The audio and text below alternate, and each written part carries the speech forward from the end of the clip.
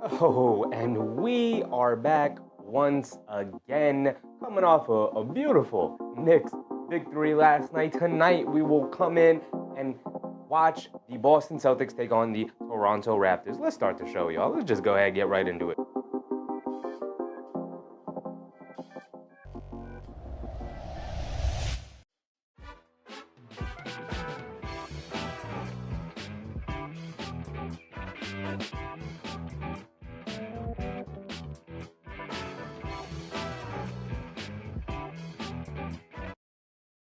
I can't hear the music, so I don't know if I'm on beat or not. What's poppin', everybody? Let's get right into it. Here tonight, we are watching the Boston Celtics take on the Toronto Raptors. K Hazy, Big Rud, happy to see y'all. Let's get to it. Let's get to it. A little bit of an earlier start time, 7 o'clock tip-off, so we know tip-off's probably going to be around 7:10. You always got to add at least 10 more minutes to when the NBA say it's actually going to happen because they don't know how to start games on time. Anyway, we are coming off last night watching the New York Knicks take on the Minnesota Timberwolves. They pulled off the victory. It was a sloppy game. 57 three-point attempts from the Knicks. It's not necessarily what you want to see because that's usually what you get from this team right here, the Boston Celtics, which is who we're watching tonight. The Celtics, obviously, are without their star player, Jason Tatum. Although if you have been reading the tea leaves, seeing some of the videos online, apparently, also let me take these shades off real quick. Apparently, the Boston Celtics are cautiously optimistic about Jason Tatum's chances of coming back this season. How do I feel about it? That man should not come back this season. Now, let's say he's perfectly cleared, he can hoop, he comes back, he plays. Cool. I still would have the Boston Celtics a tier below some of the other Eastern Conference teams that are contenders, like the Knicks, like the Cavs, maybe even the Magic, maybe even Atlanta. Let's see how the season goes. But without Jason Tatum, that does not mean the Boston Celtics will be a lottery team. They will still probably make the play. They will likely make the playoffs, I should say. Not even probably. They will likely make the playoffs. I'd be more surprised if they were a 7 seed than if they were a 4 seed, right? Celtics are still good, still excellently coached with Joe Mazzulla. Still got some really good players on the team, even though there's been some roster turnover. Al Horford out, Kristaps Porzingis out, Drew Holiday out. They did still bring in talent like Anthony Simons. You still got Derrick White. You still got Jaylen Brown. Still got All-NBA, All-Star level performance. So let's start with the guy who should be taking a huge leap, a huge step up here this season. Not like as a player, as a development or not, but ball is going to be in his hands. He's now the leader of the team, the de facto 1A with Jason Tatum out. Jaylen Brown's got to step up as the guy from now on this season. 22.2 points per game last year, 5.8 boards, 4.5 assists, 2.6 turnovers. You want to see a little bit more from Jaylen Brown, especially when you look at this number right here, the three-point shooting percentage, 32.4 is not going to be good enough because teams are not going to quite respect him. And those aren't some like pretty good open looks with the way the Celtics played last year. So Jaylen Brown, he's going to be taking a lot more off the dribble jumpers. Got to get these numbers up. Hopefully he's been working on that off hand, that left hand, because boy, oh boy, is it going to be tested this year. 6'6", he's got the size, he's got the strength, he's got the athleticism, he's got the ability, he's got the talent. He's just got to bring it all together and be very consistent. Not just like he's got to be the most nice. He's got to be the most consistent guy in the league from this point moving forward. And it might make him better long-term as a partner with Tatum than he sort of has been.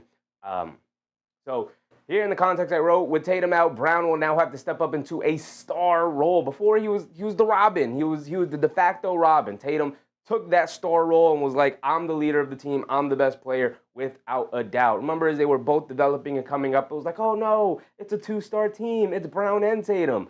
Then Tatum was like, actually, I'm just going to elevate myself into being in MVP conversations. Jaylen Brown was like, I'm still over here, 3rd team All-NBA. I'm still really good.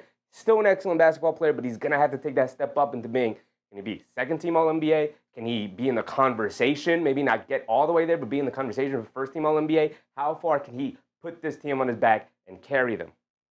Time will tell. We're going to have to wait and see. Then we get all the way to Derrick White. Derrick White is now kind of the Robin to Jaylen Brown. A lot of people felt like Derrick White has been on the cusp of making that all-star team. He's that 3rd guy for the Boston Celtics behind Brown and Tatum and do a little bit of everything, up his shooting percentages 38.4% from three-point range. He's a knockdown three-point shooter at this point in his career. 1.1 blocks, 0.9 steals. He's all over the place defensively, right? 16.4, 4.5, 4.8 assists. Guy can do a little bit of everything. Jack of all trades, kind of starting to master a lot of the off-ball movement and the off-ball defense, and he brings it all together, and he plugs all these holes in a sinking ship, and he clears a lot of issues that a team may have. But what happens when you take Jayson Tatum out of the equation and now you bump everybody to roll up? This will be the conversation for pretty much every Celtic moving forward during the course of the year, and then we'll have to evaluate how that is working out for all of these players. For Derrick White, I tend to assume that even if you start to elevate some of his usage, he's still going to be pretty damn good. Maybe some of the percentages start to dip a little bit because he's not going to get nearly the quality of looks that he got with Tatum out there, but he's still going to be pretty damn good. He wasn't a star just in the role. He was a star in the role who started to elevate himself even out of that role. So how is he going to be able to manage now without Jayson Tatum? That's going to be something we're going to have to watch as the season goes on. I'm going to be interested to see how it starts here in preseason. Now we get to a new acquisition, guy they received from the Drew Holiday trade, Anthony Simons. A lot of people feel like Anthony Simons is a means to an end. They picked up Anthony Simons to eventually move him off when Tatum comes back. Doesn't necessarily seem like the Celtics type of prototypical player that they tend to go after. He's more of a bucket getter, not much of a defender. 19.3 points, 4.8 assists as kind of a pseudo combo guard, point guard, shooting guard, a little bit of both. A little bit of Jordan Clarkson in him, right? We saw Jordan Clarkson operate the other night. But Anthony Simons, I mean, he can be a knockdown three-point shooter, 36.3%. He was under the tutelage, under the wing of one Damian Lillard earlier in his career when they were both on the Blazers, obviously. So a lot of people feel like Anthony Simons is going to come in and kind of be that new Derrick White, not defensively, but sort of in the spiritual third star. He's a guy who can get hot and win a game almost all by himself with his shooting and his offensive prowess. Now, 42.6% from the field and 36.3% from three-point range aren't necessarily the level of efficiency that you want to see from a guy like him, but hopefully in a better organization that's looking to actually win games alongside some better talent with Jaylen Brown and Derrick White, and we'll get to the others here. The hope is that Anthony Simons is going to elevate his game, but we'll see if he's long for Boston, with obviously a lot of rumors even flying around that they may not wait until the trade deadline. They may at some point during the regular season say, let's get him out of here. Not because they don't like him, but just because that doesn't necessarily fit that Celtics type of role player that they usually like. But we'll see how he operates as the season goes on. We get to a guy who many people are very high on with Jayson Tatum out. Payton Pritchard, 6'1" out of Oregon. We know him to be a bit of a combo guard, more of a scorer than a playmaker, obviously. 14.3 points per game last year, is the reigning sixth man of the year. Probably not going to have the opportunity to win that this year. He might be the guy elevated into the starting lineup. We'll see. But Payton Pritchard, 41%, 40.7% from three-point range last year. This man is a marksman. Susan, what's up, Susan? This man is a marksman. This man can't miss. And similar to Simons, when he gets on a heater, boy, oh boy, does it feel like he could beat you all by himself. Now, is it a bit redundant to have Pritchard and Simons together as sort of undersized combo guards who like to fill it up, don't do a whole lot of other things? Possibly. One of these players will likely go as the season goes on, or maybe they find some magic together and it really all works out where you have one offensive dynamo guard in the game at all times to go along with guys who you're relying defensively on the wings in Brown and Derrick White. So maybe it'll work out. Again, preseason. We're not going to get too crazy with the analysis, but we'll just have to see how it all kind of meshes together. We get to Sam Hauser. Sam Hauser, who was injured during the playoff run last year, sprained his ankle, was out. 6'7", three-point marksman. This guy technically shot 100% from the foul line last year, but very extremely low volume to the point where it technically doesn't count. But 41.6% from three-point range. This is what he does. He shoots that three. And boy, oh boy, does he make it more often than he doesn't. I mean, 41.6% is an incredible percentage to shoot from long range. He's going to run off a bunch of screens. He's going to stand in the corner. He's going to look for that three-point shot, and the Celtics are going to look for him constantly. So when he is in the game, you're going to have to be aware. You're just going to have to be aware. Him, Pritchard, Anthony Simons, the way the Celtics are looking to compete this year is very obvious because it's mimicking sort of the way they wanted to compete in previous years, where we're just going to shoot you to death, right? And on nights where we don't have it, we're probably going to lose that game. On nights where we do have it, we could beat anybody. We could beat the Thunder. We could beat the Knicks. We could beat the Cavs. We could beat the Nuggets. Doesn't matter, because 3 is greater than 2. And if Sam Hauser's got it going, and Pritchard's got it going, and Brown and White and Anthony Simons all got it going, good luck. Good luck. Because honestly, that may be a little bit too much firepower out on the perimeter. Then you get the Chris Boucher. They needed a replacement for Kristaps Porzingis, and is Chris Boucher a guy who can fill in that void? No, not really. But he is sort of a similar archetype, a little bit of a rim protector. Can still step out and shoot that 3. 6'9" is a little more undersized than what Porzingis was providing at 7'2", but he does have a long wingspan. Not the greatest rebounder, only 4.5. Not the greatest shot blocker at 0.5, but he is a decent rim protector with his size and his length. We'll see what the Celtics are going to be able to pull out of him. But off the bench big, not a bad get for the Boston Celtics, who are moving on clearly from some of their older veteran bigs. I mean, a completely retooled front court between Horford and Porzingis being out, now bringing in Boucher. You get to Neemias Queta. Luke Cornett is out, is likely going to be elevated as the backup big. You got him, you got Xavier Tillman. We'll see who wins out that battle. But I went with Neemias Queta solely because he was the guy who got minutes last year, and I do like his prowess as a rim runner. Bigger body, 7 feet tall. They kind of need that better defensively than Tillman.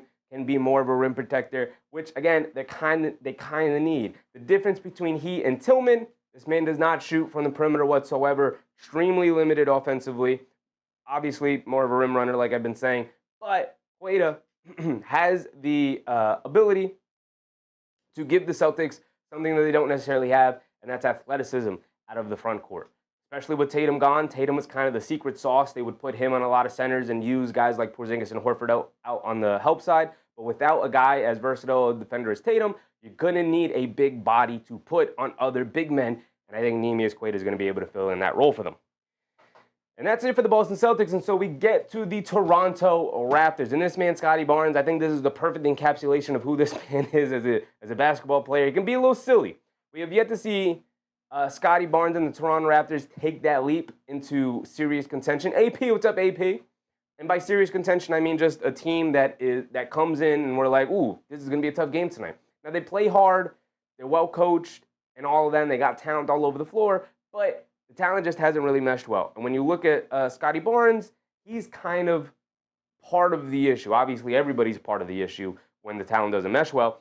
But not being able to spread the court at 27.1 means he's got to be more of an on-ball presence, and he can give you a little bit of everything. 19.3, 7.7, 5.8 is pretty good.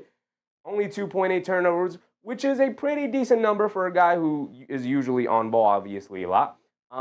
Is a versatile defender, 1.4 steals, 1 block per game, but is obviously more of an off-ball defender, more of a help defender than an on-ball defender, though he's not terrible on ball, but you don't want him on smaller players. But it just means that if he's the star player of your team, you gotta build the team properly around him, right? And so as we go through the rest of the team, we get guys like Brandon Ingram. It's like, oh, okay. Brandon Ingram obviously had a tumultuous season last year, dealing with a bunch of injuries, being on a upside-down Pelicans team where Zion's out and DeJounte Murray gets hurt and then he gets hurt, and it was just a wacky season for the Pelicans last year. Still managed to put up in the limited games he played 22, 5 and 5 about a steal, half a block, 4 turnovers a game. Again, limited amount of games, so the smaller sample size. He doesn't normally average 4 turnovers per game, but he is sort of a guy who needs the ball in his hands. 37.4% from three-point range. Doesn't tell the whole story because it is on low volume. He's not necessarily a catch-and-shoot guy. His three-point load-up is a little bit longer than you need it to be as a guy who's a catch-and-shoot, should be a catch-and-shoot guy and can spread the floor. He's a guy who likes to operate out of the mid-range. In order to do that, you got to have the ball in your hands. And so pairing him with Scottie Barnes is going to be a bit of an iffy combination. We'll see how it all works out. Again, he didn't get to play for the Toronto Raptors last year as he was hurt in the second half of the season after the trade and whatnot. So it's going to be a lot of we're going to have to wait and see. But on paper, doesn't seem like a great combination. We'll see how it all works out. And then continuing on with that same theme, RJ Barrett. We know RJ Barrett very well over here. Obviously, we're Knicks fans, so we saw the young kid grow all the way up. He's still growing, right? 35% from three-point range. We know he's not a very good perimeter shooter, and even though he has been improving, teams still don't entirely respect his perimeter shot. So, not necessarily spacing the floor for Scottie Barnes or Brandon Ingram. 21.1, 6.3, 5.4, 2.8 turnovers. Tells you, kind of likes the ball in his hands, wants to bring it down, wants to attack in transition, wants to go quickly, wants to make decisions getting downhill. And to do so, it means you're taking the ball out of Scottie Barnes' hands and you're taking the ball out of Brandon Ingram's hands. So it's going to be an adjustment for guys like RJ Barrett, who kind of became the de facto leader and star of the Toronto Raptors last year, with quickly getting hurt, with Barnes being out, with Brandon Ingram being traded there but not being able to play because of an injury. RJ Barrett stepped up, and these are great counting stats here. Percentages, not terrible, although 63% from the foul line is not a good summation of what he is as a shooter, or not a good sign of what he is as a shooter. 47% from the field, 35% from three-point range, like we said. But now with those guys back, you would think that he's going to take a step back. Who's taking the step back? Who's going to be able to spread the floor for a guy like Scottie Barnes, who wants to operate with the ball in his hands, or even if they put it in Brandon Ingram's hands and want him to operate? Who's spreading the court here, right? And I guess the idea is that this guy's going to spread the court for you, Emmanuel Quickley, right? We know Quickley, obviously, as Knicks fans, RJ and Quickley were involved in the Anunoby trade last year in limited time after the injury. 17.1 points, 3.5 rebounds, 5.8 assists. He's still learning how to be a true point guard. He can space the floor, 38% from three-point range. He can be dangerous with the ball in his hands. But again, as the point guard, how much point guard duty is he going to have, right? Is he the leader of the team? Scottie Barnes was there before these guys got traded there, right? Brandon Ingram is now coming in. Brandon Ingram's the guy who has accolades on his side. He's made an all-star team, right? Is Quickley, who's still learning the point guard position, going to be able to pull all this together? Is he considered? Is it his responsibility to pull these guys together, or is it Barnes or Ingram or RJ? Kind of a lot of cooks in the kitchen right now. I guess they're just accumulating talent and seeing who fits in, and then they'll go from there. AP, what's up, AP? Great job, Sheffy. I appreciate you, AP. Thank you. Thank you for the generosity, my man. You don't have to do all of that. I very much appreciate you, AP. Very much appreciate you, right? But what is this Toronto team? What are we doing? What are we doing? Not entirely sure. Then we get to their bench. Grady Dick is a nice pickup. Again, they're looking for three-point shooters. 35% from three-point range is kind of misleading a little bit because obviously he's known for his perimeter shooting. It's got a little bit longer of a windup than you would like for your marksman, but has good size at 6'6". Is a pretty good, decent shooter. He's got to be a better finisher. 41% from the field is not good. But with all the injuries, got a lot of opportunity last year, racked up 14.4 assists, which is solid. Only 1.8 assists to 1.5 turnovers, which is obviously what you don't want to see, but he was a second-year player last year. So going into his third year, what did he work on? Are we going to see more ball handling out of him? Is he going to be better playing alongside more ball handlers and more creators?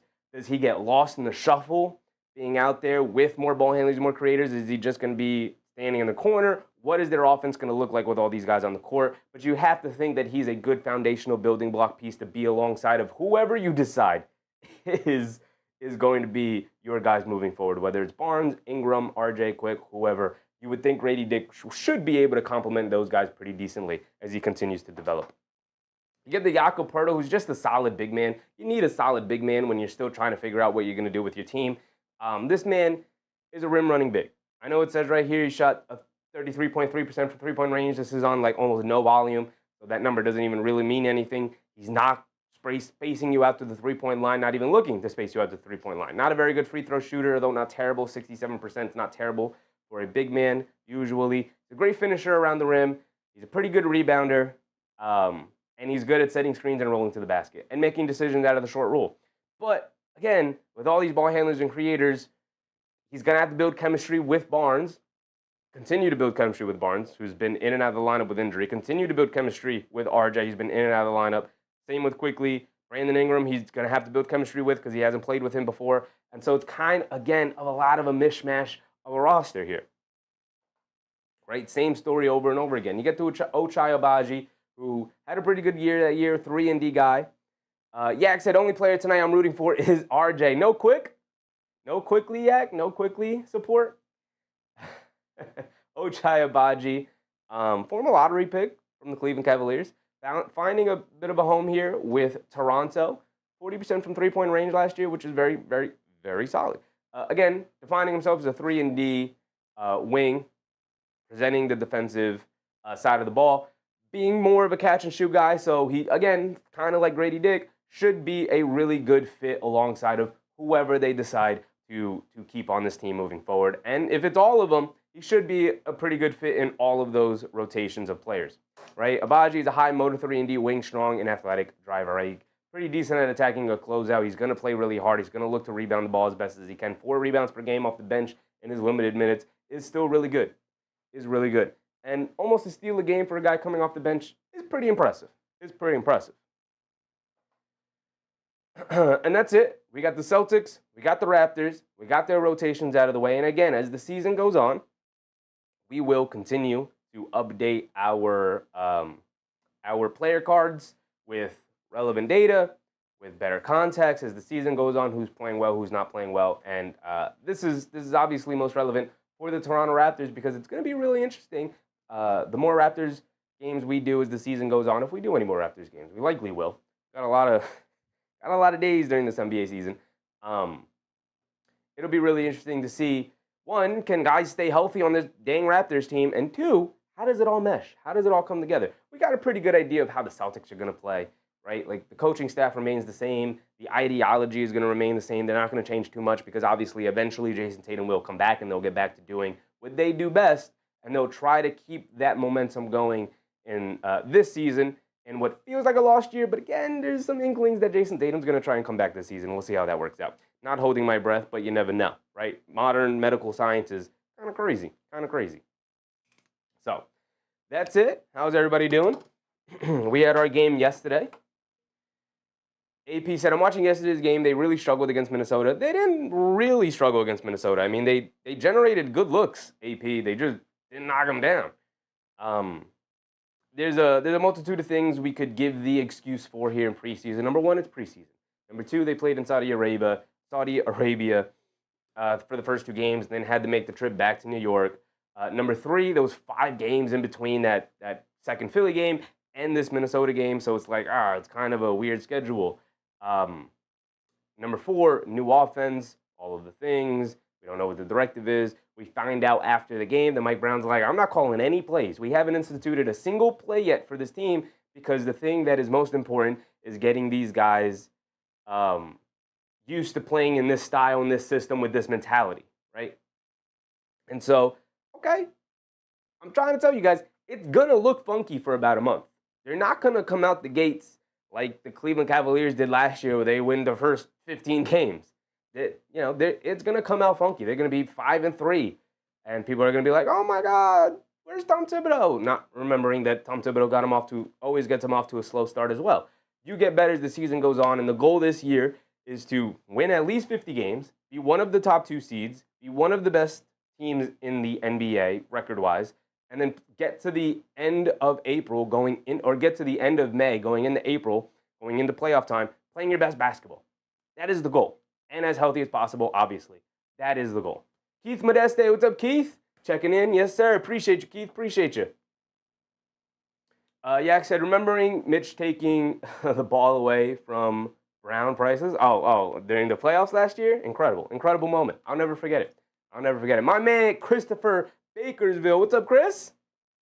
I'm back. Had eye surgery, so I missed yesterday. Let's go. We need the over tonight. Appreciate you, Chris. Appreciate you. Hope you're doing well after that eye surgery, man. Hope you're doing well. Yeah, like I said, we struggled making shots. Threes, we made our 2-point shots. Yes. They took way too many threes, right? You called it out last night, Yak. By the time you look at the final box score, they took, I think, 57 threes. Far too many threes. The New York Celtics was an apt name last night, Yak. Very apt name. Way too many threes. But again, preseason, trying things. Coach wants us to practice sprinting to the corner and spraying it out for 3-point shots. So we're going to emphasize that here in the preseason and get used to that. I think there's going to be a better mix of interior shots and three-point shots, obviously. And then as you play more with like Mitchell Robinson, who had limited minutes last night because it's preseason, and we saw him play extremely well against 76ers, continued to play well against the Minnesota Timberwolves. So it's like, all right, we could start to limit some of his minutes before we get to the regular season. Not a big deal. But again, they generated good open looks, right, Yak? They generated good open looks from three, and like you want them taking those shots because you generated them, and that's what you're looking for. Good open looks from three for your three-point shooters. Brunson was 1 for 5. Towns was like 0 for 3 or 0 for 4. And Anunoby didn't make one or only made a couple. And Bridges only was like 2 for 7 or something like that, right? Like, I know Jordan Clarkson didn't hit one. He was like 0 for 5 or 0 for 6. So a lot of those shots will go down. The percentages will look better. And they won't struggle as much. AP said, correction, it's Coach Nick Yak. Yes, Coach Nick Yak. Absolutely. You got to change your name. Got to change your name, Yak, to Coach Nick Yak. Keith said, special season, waiting since 1985, born 1907, was not old enough to see the 2 championships. Ooh, it is a special season for almost every Knick fan, as 1972, the last time the Knicks won a championship, was a very long time ago. I know my man Nick Yak was around. I know you did get to see them, Yak. It was a very long time ago, and so majority of Knicks fans have not seen a Knicks championship. It's crazy. That was 50-plus years ago, 53 years ago now. So it's been a long time. It has been an extremely long time. Yeah, my dad was born in, my parents were born in 76. So parents were born in 76. So they weren't even born. My parents weren't even born yet for those championships. Yak said, no thanks. Enough people hate my ideas. Oh, man. All right, let's get this game online. We're at 7:02, so tip-off should be in like 5 or so minutes. Let's put that up. Lower the volume because you're going to be too loud, television. There we go. There we go. We can slide this guy back in. That's my little foot pedal. We can get our scoreboard and our setup ready to go. Beautiful, beautiful. Celtics versus Raptors should be a fun game because from the highlights I watched and the box score I looked at, the Celtics looked like they played a fast-paced, fun brand of basketball in their first preseason game, a very defensive-minded game. I also was very interested to see Toronto play, obviously to keep up with our guy RJ and our guy Quick, but also, like I went through with the player cards in the pregame, what is this roster? What is this roster? Why do they look like that? And what is it going to look like moving forward? I'm very interested in that. Very interested in that. Chris said, did you see the Warriors put a 51 in the fourth the other day? I did not see that. I did not see that. I can go and look at it real quick. Yesterday, you say? I didn't see it because it was the late game? No, that's not yesterday. It was Wednesday then? It was Wednesday then. They put up 51. Fourth quarter, that's just, end of the bench guy. So Portland was just playing like trash. Look at my man Yang Hansen, by the way. 2 for 5, 4 boards, 4 rebounds, an assist. He did have 4 turnovers. He was trying to do too much. Everybody pretty much played. Jonathan Kuminga played 1 for 5 from the field, 1 for 4 from three-point range in 18 minutes, 3 points, 5 boards, 2 assists. Jonathan Kuminga, give me the bag, Kuminga. Didn't do a whole lot here in this preseason game. They were just out there shooting threes. End of the bench guys were just out there. LJ Cryer, 3 for 3 from three-point range. Buddy Hield, 3 for 6, playing post 4 for 9. They were just doing their thing. Preseason scores are crazy.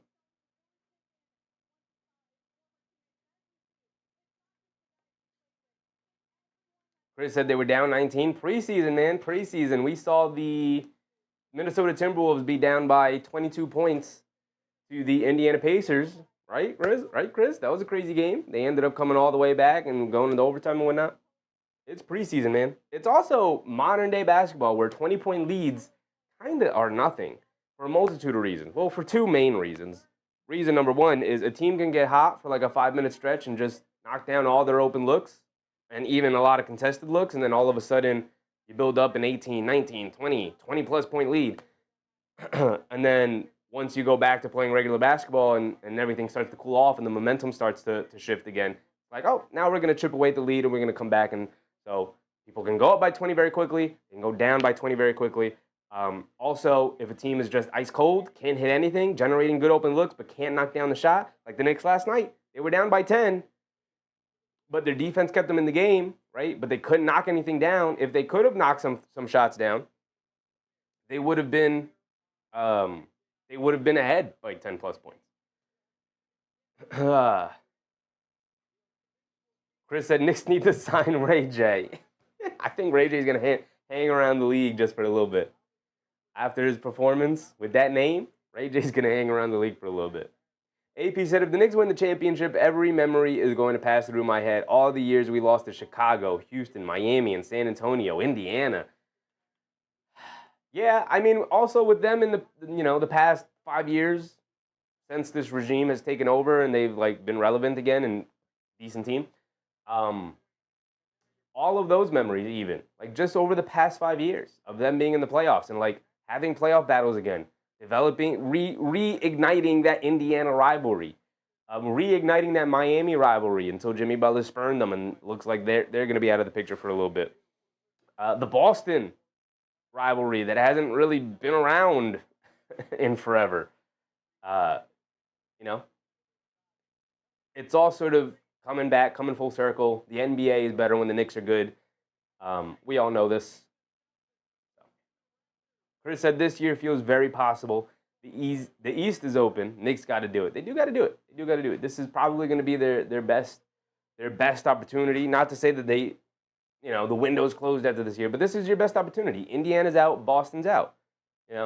And while I'm going to tell you guys right now, don't overlook Orlando, Cleveland, and Atlanta. Those are the three teams who I'm like, oof, they're going to be tough outs come playoff time. Those are three really good teams. And I'm very high on Atlanta. You guys know me. I've been waxing poetic about Atlanta's roster construction. We'll see how it all comes together. Of course, it's just preseason, but very impressed with what they've done with their team, adding Porzingis, adding Nickeil Alexander-Walker. This is going to be your best opportunity. There's just less teams you're going to have to worry about, right? It's going to be very unlikely that you're going to have to go through all three of those teams come playoff time, probably just two of them, and you should have an easy cakewalk of a series in the first round, which the Knicks necessarily haven't really had. Student said, AD looking ready this season when Kyrie Irving returns and Mavs are going to be a factor in the West. They are going to be a factor in the West, but a lot of people talking about how AD maybe didn't come into the season in the greatest shape. Got to be something in that Dallas area where their superstars just aren't in shape. That was just something there. I don't know if he's in shape or not. I did not get to watch the Dallas Mavericks play their one preseason game so far.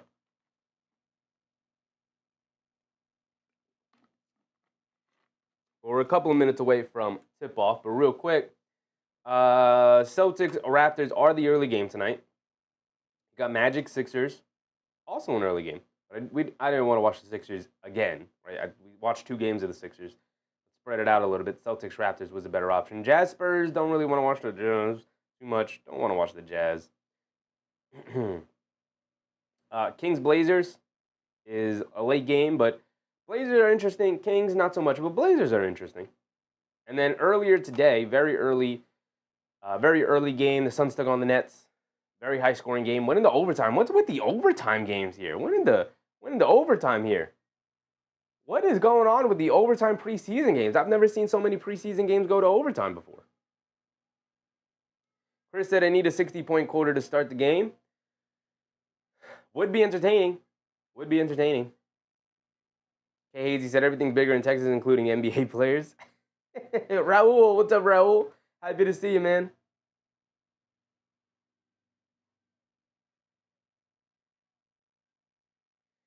Student said AD looking better than LeBron James. I mean, considering LeBron James going to miss the start of the year for the first time in his career, he got that old man injury. He got that, I don't even want to say it. He got that pain, that old man pain where your back hurt. Got that back hurt pain, man. Doug Fresh, what's up, Doug Fresh? Chris said I had the Brooklyn money line for $50, lost in overtime. Unfortunate. Unfortunate.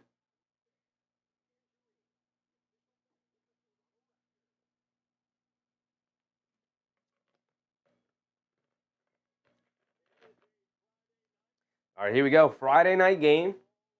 Celtics versus Raptors. Bit of an earlier start. We get to be done earlier. So we're going to actually have some time tonight to ourselves. At least that's where my mindset is. Anthony Simons, Payton Pritchard, Josh Minot, Chris Boucher, Neemias Queta, so no Jaylen Brown. As for the Raptors, Jamal Shead, Grady Dick, Ochai Agbaji, Colin Murray-Boyles, their rookie, and Sandro Mamukelashvili. Knicks fans remember Mamukelashvili. So neither side really playing their stars, unfortunately. We get nobody for the Toronto Raptors. Jeez Louise, we get nobody. The only guy we covered who's playing tonight is Ochai Agbaji and Grady Dick. But no Quickly, no Barnes, no Ingram, no RJ. Don't love that for Toronto. Like, you kind of should be playing your best players together as much as possible because you need to build that chemistry going into the season. Unless Toronto is not really looking to win, it just feels like organizational malpractice to go into a preseason game. Unless they're hurt, but I don't think they're hurt. I think they're just sitting them out here in preseason. Yeah, this is why I'm not very high on Toronto's organization entirely at all. I just think that's organizational malpractice. Again, you need to have these guys playing together as much as possible to build the chemistry going into the year. Like, with a weakened Eastern Conference, Toronto should be thinking 6 seed. Let's get into the playoffs. Let's get some playoff experience. Chris said, do you gamble? Very, very rarely and for very, very little money. Like, I'll throw $1, $2 on things every now and again, but Luan, my man Luan from Brazil, was popping, Luan. Happy to see you, man. Yak said it will be hard to watch. It should still be fun. Should still be a fun basketball game. I know Jamal Shead is good. We got Grady Dick. We got Ochai Agbaji. We've seen Mamukelashvili before. We know about Mamukelashvili. So here we go, getting this started. Get the game cast up. Payton Pritchard has it up top, driving it down. No Derrick White. Anthony Simons is out there, though, and speaking of, he's going to spot up, shoot that three, can't get it to go. Offensive rebound. Can't get the rebound to go. Fight for it. Grady Dick saves it. Gets it over to Murray-Boyles. And here comes Jamal Shead bringing it down. Let's get our game cast going. Mamukelashvili pump fakes out on the three-point line, draws the foul out on. Who's that?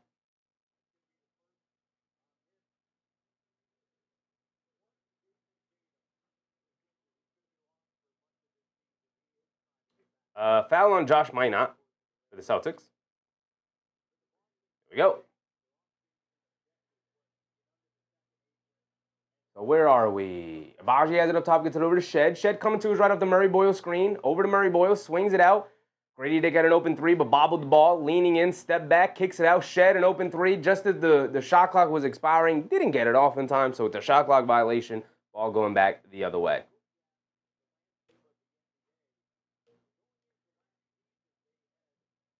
AB said all these teams not playing their players was never like that back in the day. Most teams are not doing that.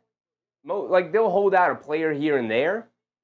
Also, they were definitely doing that back in the day. They were 100% doing that back in the day. But, you know, like, when you see a team like Toronto being like, we're just going to hold out all our guys for our second preseason game, never a good look. That's, like I said, why I'm not a fan of the organization that Toronto's putting together right now. Like, you want your players playing, especially when as Grady Dick gets to start us off with a three. There you go, Grady Dick. Right? Like, you want at least two of them out there. You're not going to see the Knicks sit out all of their guys. The guys are going to be out there because new coaching staff, you need them out there playing. Payton Pritchard misses the pull-up three. Queta fighting with it down low, can't get it, but they save it. Here comes Chris Boucher, stop, turn, fall away, mid-range jumper, gets fouled, and one for Chris Boucher over Colin Murray-Boyles, the rookie. Going to send Boucher to the foul line for one more free throw. Yak said, can you switch to Orlando, Philly if the game goes south? I can't, only because I have all this set up. I don't have Orlando, Philly, a scoreboard setup for Orlando, Philly. I guess if it really starts to go south, Yak, You could watch me do it live. I'll make it real quick. It'll take 2-3 minutes or so. And we'll switch over to that game. But we'll see how it goes. Mamukalishvili has it up top. Hits Shed come back door. Shed throws it to nobody. Goes right out of bounds. Shed's looking at Abaji like, you got to get out to that corner, brother. Chris said, it looks like I should have took the under. We'll see how the game goes. We'll see how it goes. Josh Mine out of three, can't get it to go. Shed with the rebound. He's bringing it down. Home run pass to Mamukalishvili. A terrible pass. Jamal Shed looks terrible to start the game. He had a pretty decent year last year. Looked like a legit rotation player, but he's coming out playing terrible so far. Chris Boucher did knock down his free throw, by the way. They get it over to Simons. Simons gets it over to Pritchard. Pritchard's going to walk into a three. No hesitation over Mamukalishvili. Can't get it to go. Abaji the rebound. Here comes Shed. Shed into Mamukalishvili. He's got Quaid on him, who scram switches it. Hands it off to Abaji. Abaji with the reverse layup. Good defense from Quaid to force the miss. And then a foul on somebody going for the loose ball. On Pritchard, it looks like. Foul on Pritchard. Foul on Pritchard. Fouled Grady Dick because he was going for the tip-in. If it starts to really go south, Yak, we'll switch it up. We'll switch it up. Grady Dick misses the first free throw.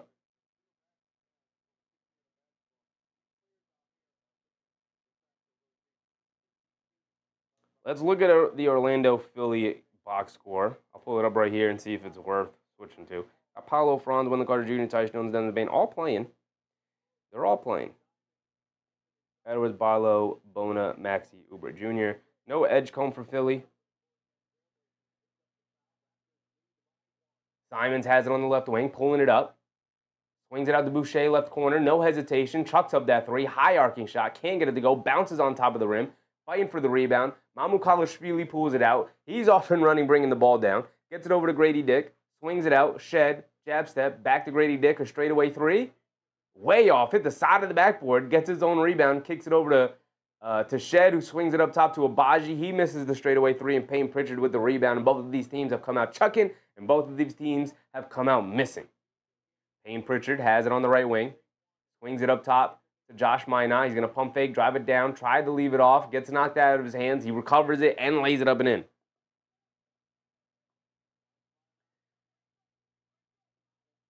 Five to 4 here. 8:26 to go. Mamukalishvili has it in the post against Minot. Knocks down the little lefty hook. He should be a Knick. Just because I don't ever want to have to play that man ever again in my life. Payton Pritchard has it on the left wing. Up top to Simons. Simons being guarded by Shed. Coming to his right, off the screen. Simons dancing with it, crosses over to his right. Now crossing back over to his left on the Quaid screen. Shed hit the floor trying to draw the foul. Simons chucks up a terrible shot, hit the side of the backboard, didn't hit the rim. But Chris Boucher right there for the awkward rebound, and he lays it back up and in. Colin Murray boy has it on the back pass to Grady Dick, a mid-range pull-up jumper. Can't get it to go down. Quaid with the rebound. Here comes Simons. Simons has it up top, being guarded by Grady Dick. Some helter-skelter play. A lot of standing around for the Celtics. Simons going to look to go one-on-one. Sprays it out to Boucher. Pump fakes.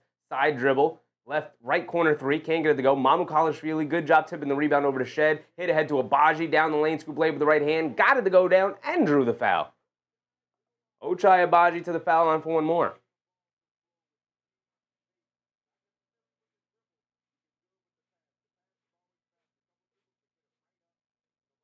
Student said, damn, Sheffy's the pronunciation king. Can never forget Sandro Mamukalishvili.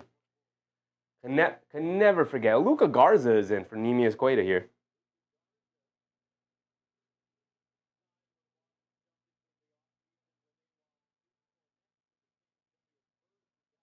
Maybe said, you think he got me in fun of? Made fun of?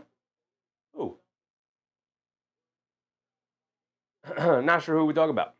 Daniel Berry Sports. What's up, Daniel? Happy Friday to you, my brother. Happy Friday to everybody. Simons has it up top after the made free throw from Abaji. Driving it down is Josh Minot. Lefty layup. Gets it to go.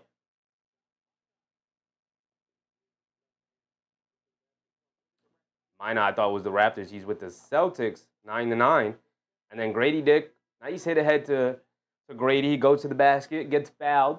So he's going to go to the foul line for 2 free throws. But we're going to get a timeout here. And during this timeout, just in case, I'll go ahead and make the Orlando Philly scoreboard.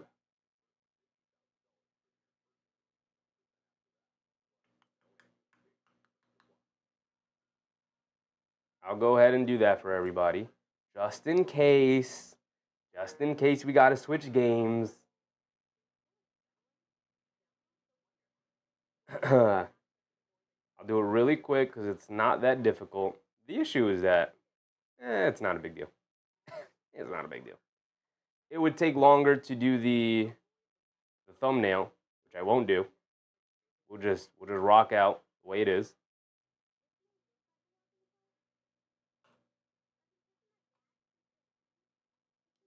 This is Orlando is playing Philadelphia. So we can go, this is Orlando. They're playing Philadelphia. This is the Orlando logo. It's a good thing I'm organized, and I could do this on the fly real quick.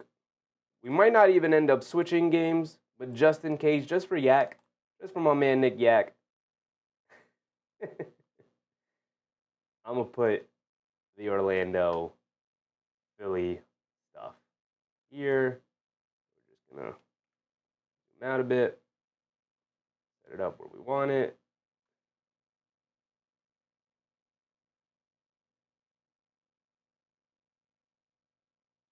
Okay, create a clipping mask. Change the color. That's not what I want. Is this entertaining for you guys? You guys want to see my process of having to do this every night?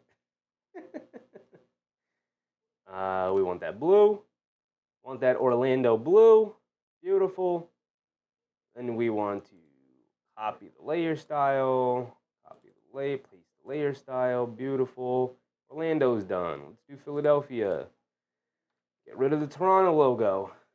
Bring in the 76ers logo.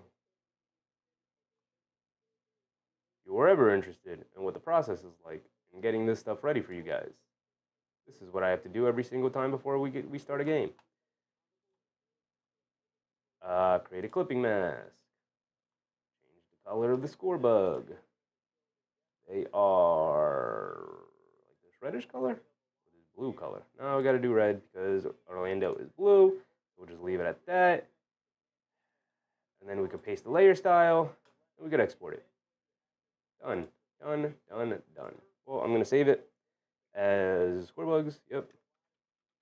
76ers.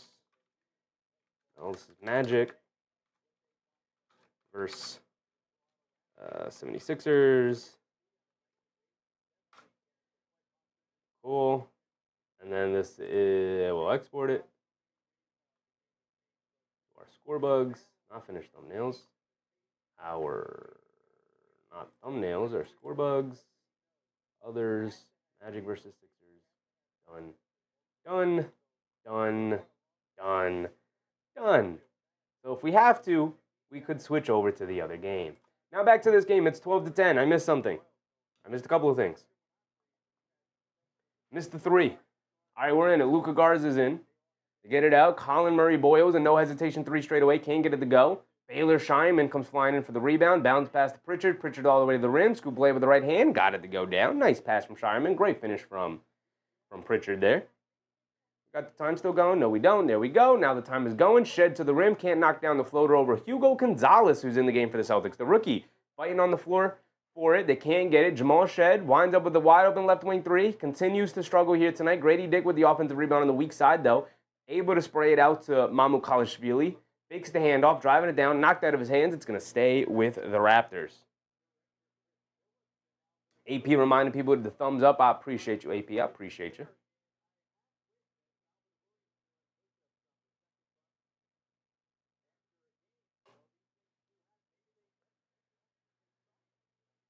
Xavier Tillman is in the game. He got the start the other day. They decided to start Queta tonight.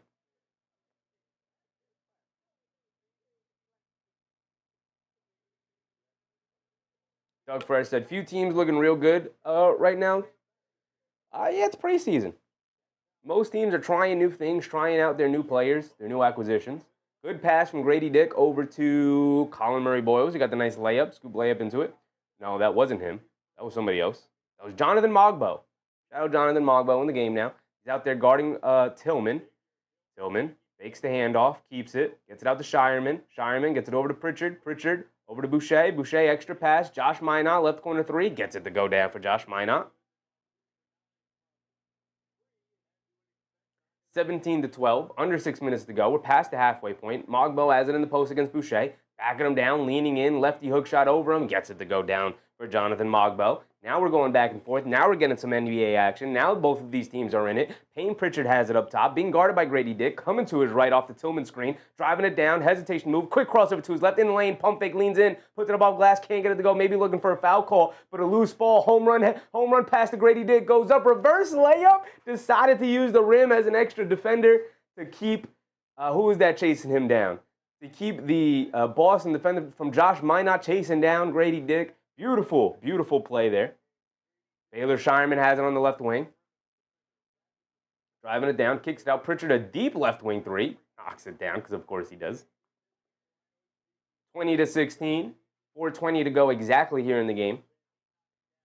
Colin Murray-Boyles has it up top. Gets it over to Shed. Shed driving it down up top. Mogbo catches, pump fakes, driving it down on Tillman to the rim. Righty layup, got it to go. Jonathan Mogbo looking pretty good.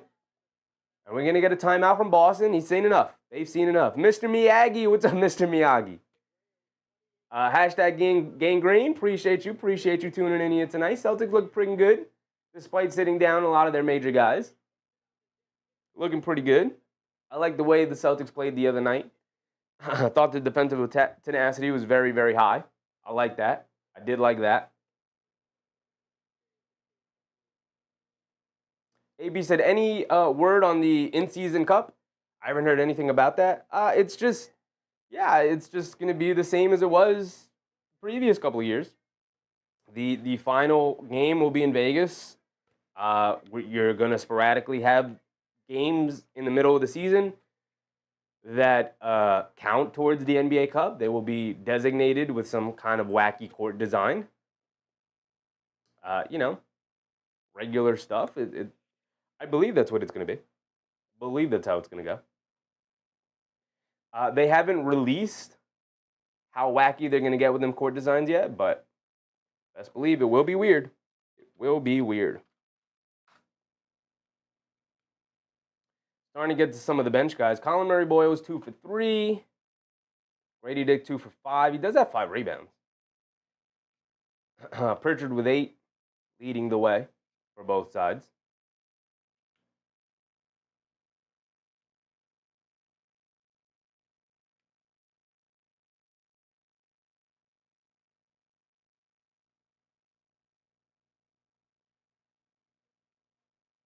Starting to get some NBA action here. Chucky Hepburn's in the game for. Okay. All right. Shout out Chucky Hepburn. Let me look up real quick what he looks like so I know. Okay. So I was calling out Jamal Shed. It wasn't Shed. It was Chucky Hepburn who was in the game. He's come in for Jamal Shed as the point guard. Yak said players can make money in the tournament. They can. They can make money, a little extra money in the tournament. Nothing too crazy for them. For me, it's life-changing. For them, not too much. Mr. Miyagi said, do players really need more money? Need is a strong word. But everybody would like more money, would they not? Right? Would you ever get to a point in your life where someone was like, more money? And you were like, no, I'm good. I think everybody would like more money.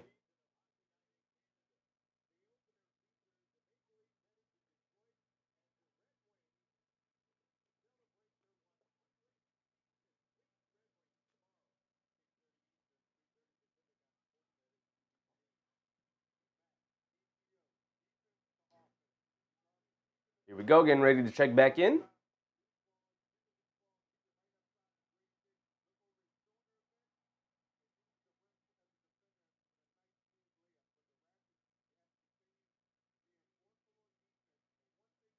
Yak said the bench could get half their salary if winning. True.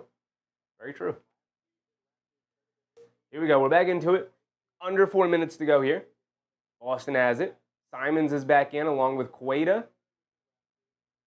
Who else is in? Ron Harper Jr., Luka Garza, and Hugo Gonzalez. And Simons throws it away, but they call a loose ball, an off-ball foul on the Raptors. The Raptors have Battle, Mogbo, Hepburn, Walter, and Martin in the game. Mark, what's up, Mark?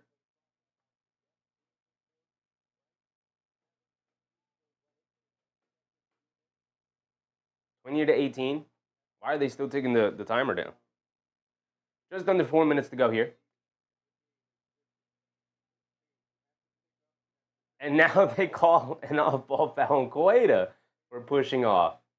Ball's going to go the other way.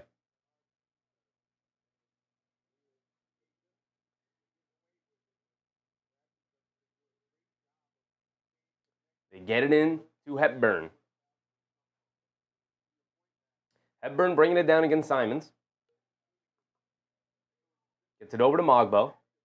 Mogbo swings through the left, driving it down, lost the handle, picks it back up, kicks it out. Jacoby Walters in the game. Left corner three, can't get it to go. Mogbo, the offensive rebound, kicks it out to Hepburn. Hepburn, pump fake, inside to Mogbo. Mogbo kicks it out, they swing it around. Martin catches, pump fakes, swing it up top. Hepburn a three, can't get it to go, hit the front of the rim, fight for the loose ball, it's still loose.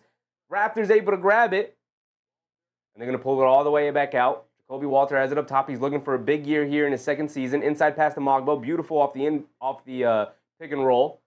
Unfortunately, Mogbo lost his spinning towards the basket. Simons picks it up, and he has it up top. Being guarded by Hepburn. Coming to his right off of Garza screen. Dancing with it. Now coming to his left off the screen. Bounce pass to Luka Garza, cutting to the rim. Euro steps, draws the foul on Mogbo. He's going to go to the foul line for 2 free throws. Looking awkward, but effective. But still effective.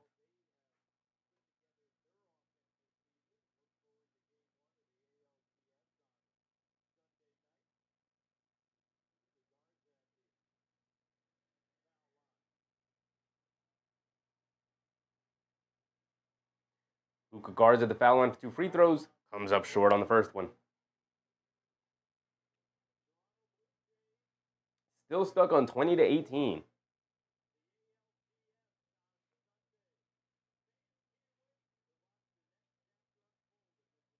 Garza's got one more coming. My timer's still going? Nope, we're good. We're good. 3:04 to go exactly. I'm right on point with my timer right now. Garza does get the second one to go. So 21 to 18. Hepburn bringing it down. Josh Minot's back in the game, applying some full court pressure to Hepburn. They get it over to Boucher on the right wing. Boucher coming to his left. Shireman went for the steal. That's not Boucher, excuse me. I believe that's Jacoby Walter. Kicks it out to, is that Martin? Gets fouled. Okay. Baylor Shireman with the reach-in. Fouls Martin.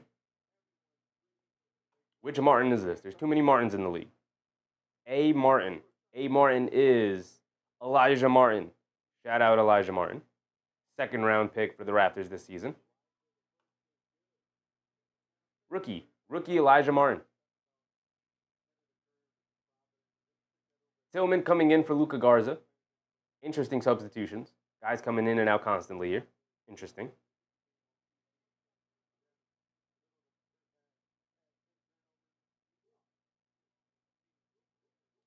Elijah Martin made the first free throw, misses the second. Can't be missing free throws, Elijah. Can't be missing free throws. Timer was still ticking. I was on point, and then I lost it.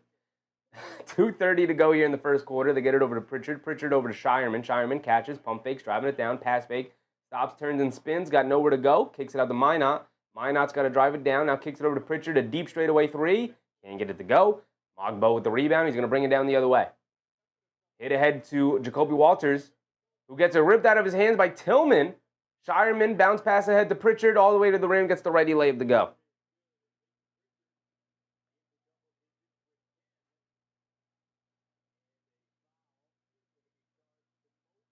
And then a foul on Jonathan Mogbo for an illegal screen in the backcourt, trying to free up Hepburn.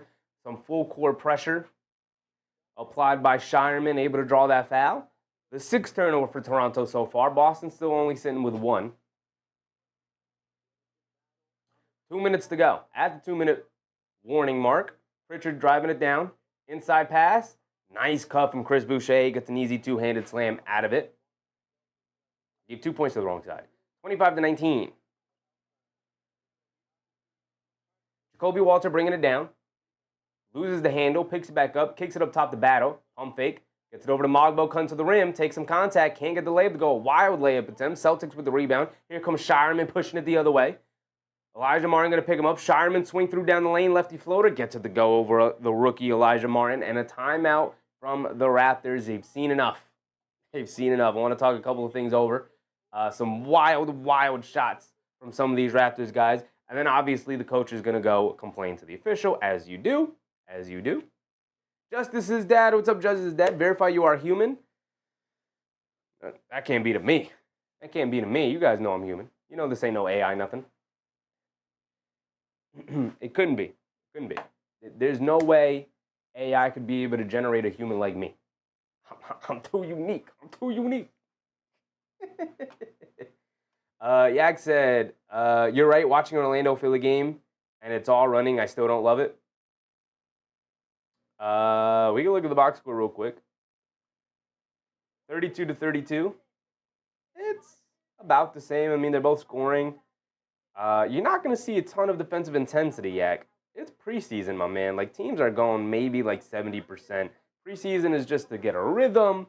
It's just to practice. They're like essentially scrimmages. They're essentially scrimmages. You got to remember back in the day, they didn't even really televise preseason games.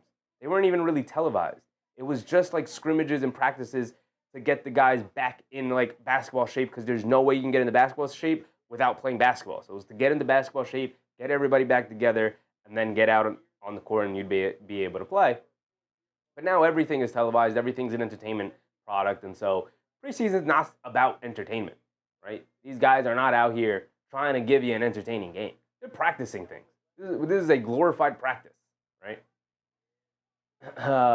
Hepburn bringing it down against some full court pressure. Gets it over to Battle in the corner. Hit the side of the backboard on his corner 3 there. Not a good sign coming out of the timeout. Shireman bringing it down against Hepburn. Picks up his dribble. Gets it over to Pritchard. Pritchard being guarded by Martin. Coming to his left off the Tillman screen.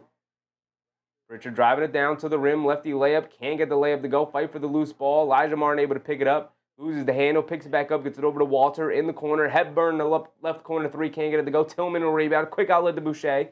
Boucher's going to slow it down. He's not much of a ball handler. Get it over to Tillman. Tillman gets it over to Pritchard. Pritchard has it up top. 50 seconds to go. 27-19. Pritchard being guarded by Hepburn. Out by the half-court line, crossing over to his left. Picks up his handle. Cross-court pass to Shireman. Good recovery from Elijah Martin. Turns and fires, shoots up an air ball just as the shot clock was expiring, and that is a bad job by Payton Pritchard, who did not set his team up in a position to take advantage of a 2-for-1 situation. They didn't take advantage of anything. They didn't get a shot up. Shireman had to chuck it up with the shot clock winding down. Didn't even have he had his back turned to the basket. Chucky Hepburn has it up top, driving it down against Pritchard, gets past him, kicks it out to Battle, blowing past Boucher in the lane, kicks it out. They swing it around. Walter has it up top. Good rotation from Boucher to run him off the line. Now they get it over to Martin. Martin's got to dance with it. Sidestep, step back 3 for Elijah Martin. Can't get it to go. Josh Minot the rebound. They were bringing it down. We're going to hold it for the final shot of the quarter. Pritchard has it up top. You know he likes these situations. He's going to flow past his defender in the lane. Scoop play with the right hand. Can't get it to go down. Elijah Martin with the rebound. He's going to chuck it up. And that is going to be the end of our first quarter, 27-19. 27-19. Yak said, seems the whole league is running gun. It's preseason, Yak. It's preseason. We did watch, what was the game the other day we watched? That was a slog. Miami versus San Antonio. Those teams aren't running gun. It is preseason. Like I said, we're watching glorified practices. So the defense isn't necessarily there. And here's the thing as well, Yak. Every season, every team, if you watch the coaches and the players, every training camp interview that you watch, they all say the exact same thing. Oh yeah, this season we're gonna be a really fast team. We all came in the shape. We're going to get out there and we're going to run. We're going to be much faster. We're going to get up a bunch of threes. We're going to spray the ball around and shoot threes from the corner and the wings. And we're going to play so much faster this year. Every team says that. And then by game 12, teams fall back and the game slows down and we get into a half court. Teams get more comfortable getting to a half court set and whatnot, running plays. But once you start the year, everybody's energized. Everybody's ready to go. Everybody hasn't been this healthy, since the start of last season, right? You start to accumulate injuries as the season goes on and whatnot, and then naturally your pace starts to slow. And so it's a multitude of things why it feels like games, every team is playing the exact same way, because theoretically you want full court defense from your guys and tough defensive intensity from your guys and flying around and rotating around, but you also want them running back against the other team, trying to pick up an easy basket and shoot up a bunch of threes. Like, that is a perfect world of basketball where, like, you can do all of the things at once that will make you a perfect team. You want high-intensity defense, high-intensity offense. You want to be able to run as much and be as chaotic on defense, but still be able to run on offense and be very, very organized while still being chaotic and get up as much as a bunch of threes and get to the basket and get a bunch of layups and get to the foul line and shoot a bunch of free throws. You want it all to start the year. And so every team is pantomiming that. But few teams, I should say, not no team, but few teams are actually really that. Just that said, Toronto is on my Dookie list this year, trying to figure out which of these two are on the top of the list. Why is Toronto up there? What did Toronto do? All right, here we go. Chucky Hepburn bringing it down. I don't recognize the Celtics this year, Judge Dead. It's a different team. No Tatum. Also, a lot of guys sitting out tonight. So, it's preseason. It is not a regular season game, guys. We got to stop looking at it like it's a regular season game. It is not.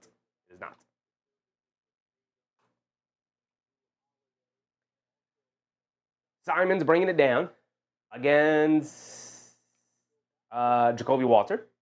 Tries to get it over to Pritchard. Chucky Hepburn jumped the passing lane, bounce pass in transition to Jacoby Walters, and gets hacked by Shireman. My goodness. Hard foul from Shireman. So Jacoby Walters is going to go to the foul line for 2 free throws here. Judge's dad said, who do you like, the Mariners versus Tigers game? Talking to Chris, not talking to me. I won't answer it then. I don't know. I'm too casual a baseball fan to have an opinion on that. Chris said, not looking good for my 229 is a long way to go. It's a long way to go. Listen, we might get to the end of the bench, guys, and we might get there. We might get to the end of the bench, guys, and then all of a sudden we can't miss, right? Same thing happened with Indiana and Minnesota.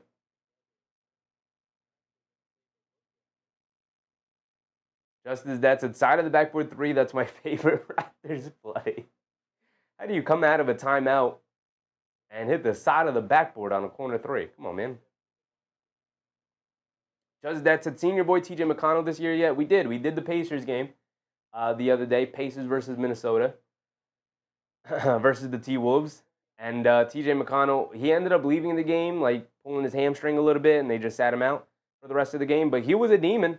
He got in there, and it was like, oh, great, here's TJ McConnell. He's about to take the game over. And, yeah, he took the game over. That is the TJ McConnell experience, for sure. AP reminding people with the thumbs up. I appreciate you, AP. Absolutely. If you're in here enjoying your time, go ahead, hit that thumbs up button. I'd very much appreciate it. I'd very, very much appreciate it. It really helps grow the channel, more than you know. They're also, I was going to mention, they should probably look at this. This is a tough, hard foul from Baylor Shireman, coming from behind and knocking down Jacoby Walter the way he did. They're going to look at it to see if it's a possible flagrant foul. Just that said, I missed the first half. TJ has free range this year in Indy. He does. I mean, Indy's pretty good. They looked really good in that preseason game, at least. They're not going to take too much of a step back. They'll still be a playoff team. Nemhard looked good. TJ looked good. Jacoby Walter made the first, misses the second. Some more missed free throws. Boucher Almost fell out of bounds, saved it to Tillman, but then the Raptors get it back on a nice steal, and then Battle finally knocks down a right wing three. No backboard on that one. Josh Minot bringing it down against Walter. They get it over to Simons being guarded by Martin. Over to Tillman. Tillman back to Simon. Simon's coming to his left. Now over to Tillman. Tillman coming to his right. Got nowhere to go. Spinning back to his left. Trying to get it to Simons. Good ball denial. Simon's able to get the handoff to the rim. Gets the righty scoop to go over Mamukelashvili. 29-23. Just under 11 to go. Jacoby Walter bringing it down against Hugo Gonzalez, the rookie for the Celtics. Hands it off to Hepburn. Hepburn calling for a Mamukelashvili screen. Coming to his right. Hepburn's going to look to dance. Now sprays it out to Walter. Walter coming to his left, driving it down against the rookie. Throws up a righty floater. A tough shot off balance. Boucher saves it to nobody as he throws it out of bounds, falling out of bounds again. The second time he's turned it over in that same exact position.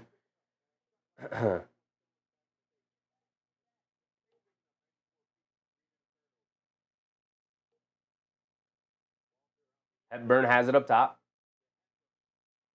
Now over to Walter. Walter looking to attack. Stop, turn, spin, pump fake, lean in. Now fall away. Well short. Shoots up another air ball. Two air balls in the row for Jacoby Walter.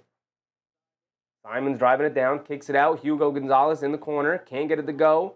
But, oh my, Chris Boucher come flying in. Mistimed his jump, but hanging in the air just long enough to get the righty tip in to go down. Walter up top to Battle. Battle over to Mamukelashvili. A no hesitation right wing three. Can't get it to go. You know that man can be dangerous. Josh Minot bringing it down the other way.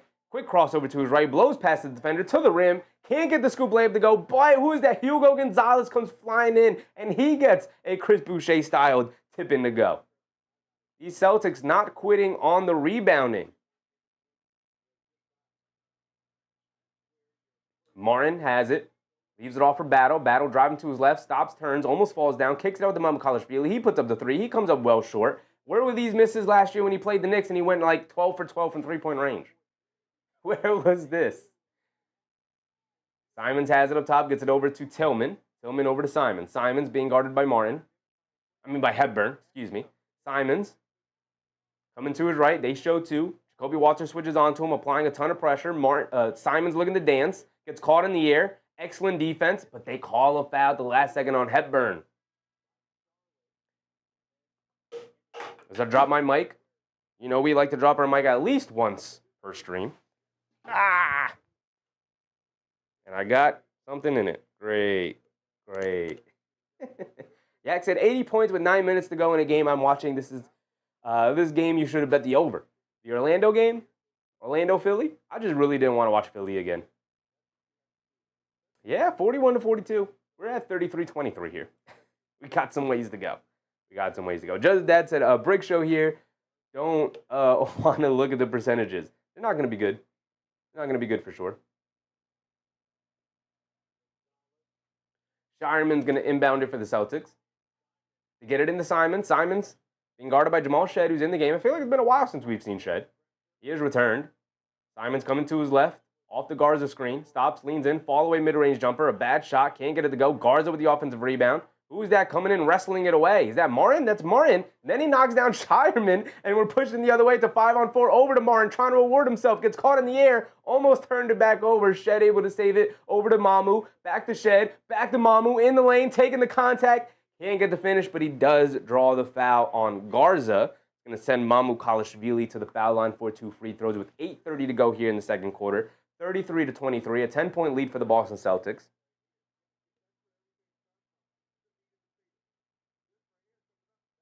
Just that's a real professional move with that mic crap like that. Yes, sir. Yes, sir. Stepping it up. Stepping the professionalism up. We're here, brother. We're here.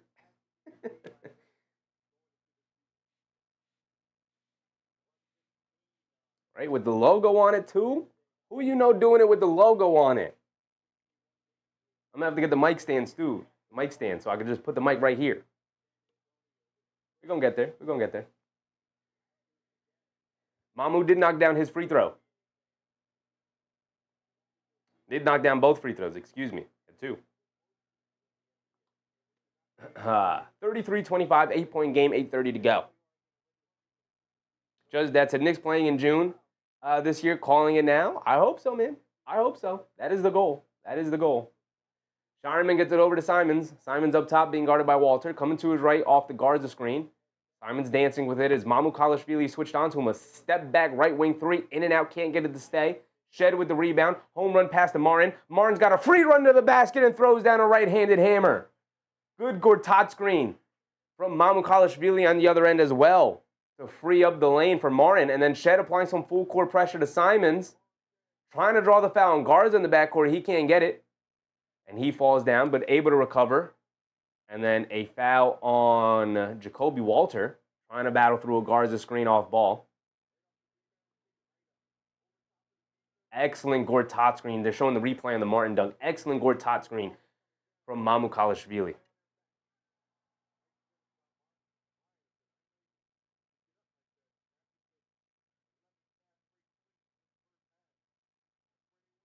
(33-27), back to a 6-point game. Payton Pritchard's back in the game. Anthony Simons really struggling with the ball pressure right now. Pritchard has it up top. Shed guarding him. Shed's a good defender. Pritchard over to Simons. Shed switched onto him. Simons, no hesitation. Three comes up well short. Fight for the loose ball. Quaid is able to grab it. Has it in the paint. Still struggling to hold on to it. Throws it away. Throws it away. And the Raptors pushing it the other way. Getting stops here defensively. Let's see if they can take advantage. Shed coming to his right off the screen. Puts up a tough floater. Can't get it to go. Mogbo fighting on the glass for it. Still fighting for it. The Raptors able to grab the offensive rebound as Martin came flying in for it. Leaves it off for Walter. Jacoby Walter being guarded by Hugo Gonzalez here. Walter in the corner. Martin a no hesitation three. And Martin rewards his team with the extra effort. Finally knocking down the three there. 3-point game. 1 possession. Here we go. 7:15 to go here in the second quarter. Payton Pritchard dancing with it against, who is this, Walter?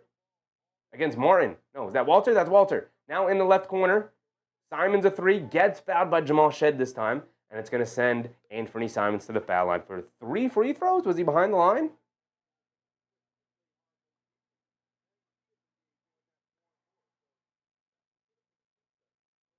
Joe's dad said, what big name pro will have the biggest letdown this year? I'm going with Harden. I guess it could be Harden. You think about it. Think about it. Big name pro who's going to have a letdown season this year. As Simons knocks down the free throw. Big name pro who's going to have a letdown season.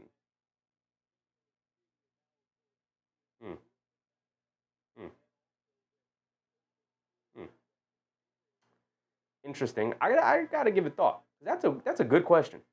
It's a good question. I'd have to give it some thought. Yak said LeBron. LeBron's 9,000 years old, Yak. 9,000 years old.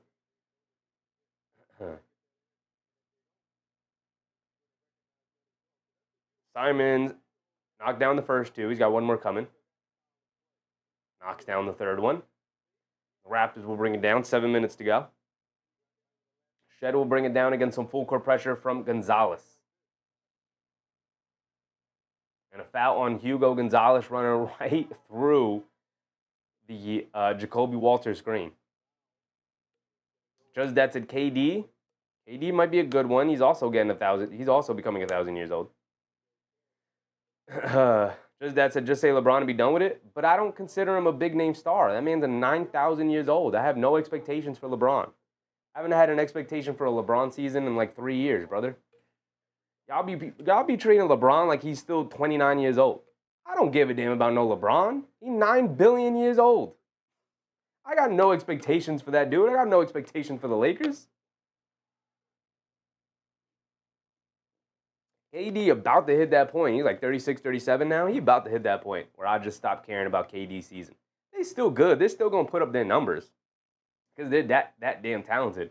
I don't give a damn about these dudes anymore, though. They're so old. Judge that said Porzingis or someone in a longer deal, maybe. Porzingis, I mean, him is just injury stuff. Just injury stuff. If he can't stay on the court, he's going to have a disappointing year. When he can stay on the court, he has a good year. Yak said he still puts up big numbers. Yeah, because he's LeBron. Like, you could throw Jordan out there. He's still going to give you 25 and 5.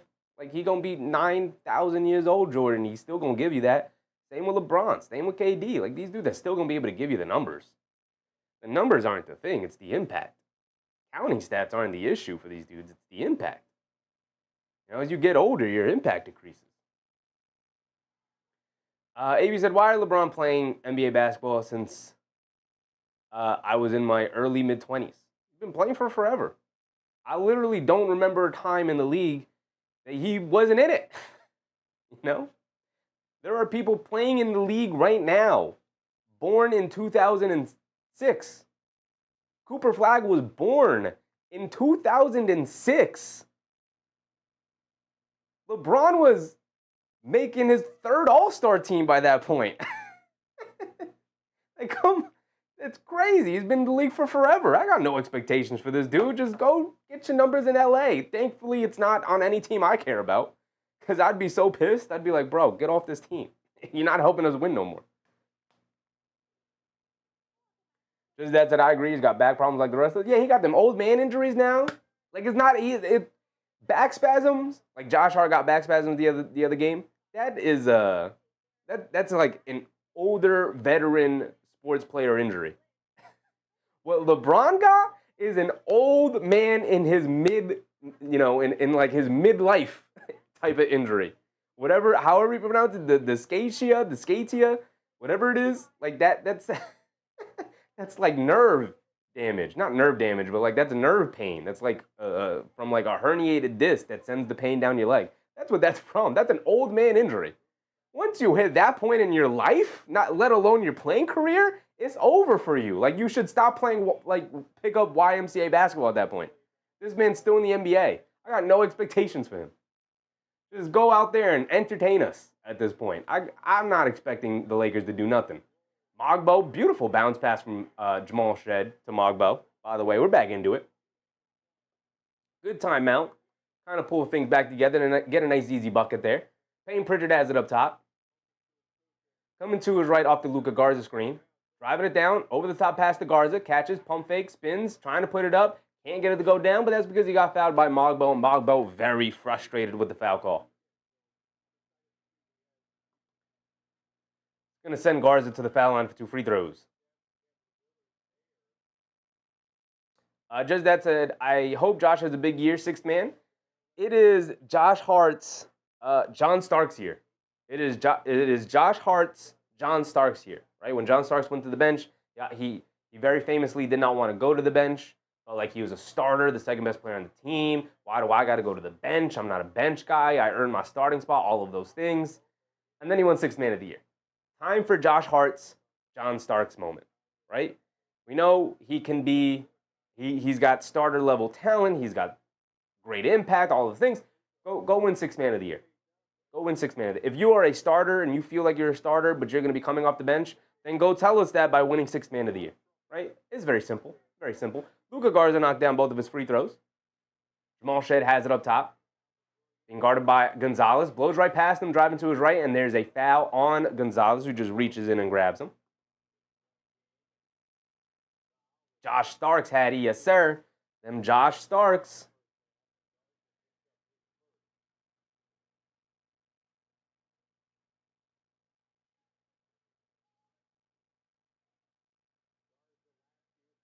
Jamal Shed has it up top. Gets it over to Grady Dick, who's back in the game. Foul line pull-up jumper off a curl screen. Gets it to go down. Nice play from Toronto there to get a nice easy basket from one of their better players. Simons bringing it down against some full court pressure of Jacoby Walter. Simons dancing with it, coming to his right. Sprays it out. Payton Pritchard, a deep right wing 3. Can't get it to go down. Tillman comes flying in for the offensive rebound. They spray it out.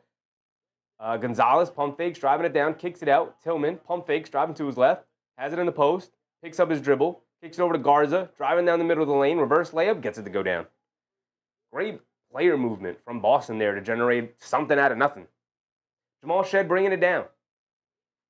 They show 2, gets it out to Abaji. Abaji in the corner to Walter. Walter driving it down, stops, turns, pivots, kicks it out to Shed. Shed back to Walter. Walter in no hesitation straightaway 3. Wide right, can't get it to go. Gonzalez comes flying in for the rebound. He's pushing it down the other way. Shot out of a cannon. Crosses over. Spins. Kicks it out to Simons. A straightaway 3. A terrible shot, but he gets it to go down. Just as I say a terrible shot, he gets it to go down with Jamal Shed with the flyby defense trying to contest it. Here comes Walter bringing it down, has it up top, being guarded by Tillman. He should be able to take him off the dribble, driving it down off the screen. Nice interior pass to Agbaji, who flips it up and gets it to go down on the nice little slip. Simon's bringing it down. Forgot to restart the timer. Simon's bringing it down. 4:50 to go here in the second quarter. Simon's up top, dancing with it around the Garza screen. Shed doing a good job of fighting through them screens. Garza has it now in the high post, being guarded by Mogbo. Hits Shireman, hit Gonzalez, coming back door, and then Gonzalez just throws it away. Fight for the loose ball. Agbaji ends up with it. Still loose. Now Jamal Shed has it. Hit ahead to Walter. Walter driving it down. Euro steps down the lane. Kicks it out to Shed up top. Shed, a no hesitation three over Tillman. And he responds with a three of his own. And now Jamal Shed starting to get into the groove of things. Started off really poorly, but now starting to get it going. Payton Pritchard has it up top. Being guarded by Agbaji. Coming to his right. Driving it down. Still keeping it, sprays it out. Gonzalez, a no hesitation three on the left wing, can't get it to go. Agbaji gets the defensive rebound, but gets a running start with it. Now he's going to slow it down as the Celtics do a good job getting back, but nobody picks up Shed as he walks into a straightaway three, can't get it to go down. Gonzalez able to grab the rebound, and here comes Pritchard pushing the other way. 43-39, under 4 to go. Pritchard has it up top. He's going to dance with it against Agbaji, coming to his left off the Garza screen. Snaking it back to his right hand, kicks it out to Tillman, a right corner three. He's been working on that three, but can't get it to go down. And instead of grabbing the rebound, Mogbo knocks it out to the Celtics. They spray it over to Pritchard. Pritchard a three, can't get it to go. The long rebound right back to Pritchard. Pritchard throws the lob up to Luka Garza, who's able to catch it, throw it up and in, and draw the foul on the lob. Bit of a disaster possession there defensively from the Raptors, who couldn't grab the rebound, couldn't pick up the loose ball. Couldn't grab the rebound twice. Couldn't grab the loose ball, and then allowed Payton Pritchard to sneak his way into the paint and throw a lob up to Luka Garza. Just that said, McHale and OG All-Star season maybe too. Only would be one of those because you got Brunson and Towns going to the All-Star game. You're not getting 4 All-Stars. At most, you're getting 3. Kay Hazy said no hustle from the Raptors. It might be energy. Might be, might need to get some of those guys out of that game. And just like that, the Raptors do that. Hepburn is in. Mamukalashvili is in. Battle is back in. Agbaji stays out there. Hepburn bringing it down. Gets it over to Mamukalashvili. He's the trailer. Straightaway three. Comes up short on it. Luka Garza with the rebound. And Garza will bring it down. Gets it over to Shireman. 46-39. Ooh, I gave 2 points to the wrong side. And I didn't give the Celtics their three. 46-39. 3 minutes to go. Boucher, a right corner three, splashes it. Can't leave that guy open. Can't leave him enough time to set up that slingshot of a jump shot he's got. Almost even a set shot. Hepburn has it up top, coming to his left off the Mamu screen. Sprays it out to Battle on the right wing for a three. He sets, fires, and Battle knocks it down. Now we're getting these shots to go down. My score was correct, by the way. Now they change it. It's 49-42. Boucher right back with a three on the right wing in transition. No hesitation, even with the defense closing out on him. Hepburn up top, dancing with it. Pass fake. He's got nowhere to go. Gets it over to Grady Dick. Swing through to his right, driving it down against the contact, off glass. Can't get it to go. Simon's fighting for it. Ball still loose. Mamukalashvili out-hustles everybody to it. Hits Battle, cut into the rim. Kicks it out to Grady Dick. Grady Dick forced to spin away. Now sprays it out to Mamu. Mamu, left wing three. Can't get it to go. Mamukalashvili throwing up them threes, not getting any of them to go down. Here comes Anthony Simons pushing the other way, being guarded by Agbaji. Over to Boucher. Now they're going to close out on Boucher. Now they're going to not allow him to get that shot off. Simons has it back up top, being guarded by Agbaji. Agbaji, a good defender. Driving to his left, dancing with it. Over to Boucher. Enough space to throw up the three. Can't get it to go, but that's because he draws the foul on Battle. And it might be a flagrant foul as Boucher goes down. Looks like he rolled the ankle on the reckless closeout from Battle. I assume that is going to be a flagrant. Once a guy starts holding that ankle because you undercut him as he was shooting a jump shot, almost an automatic flagrant at this point. As it should be. Don't get up under me while I'm shooting jump shots. Judges that to JB MVP, Josh Sixth Man, and Rookie of the Year, Dadier. Dadier is not a rookie. Or someone, then Cat, all-team defense, Mitch beat his own percentage record. Why would Cat make all-team defense and not Mitch? Or Mitch beats his own percentage record?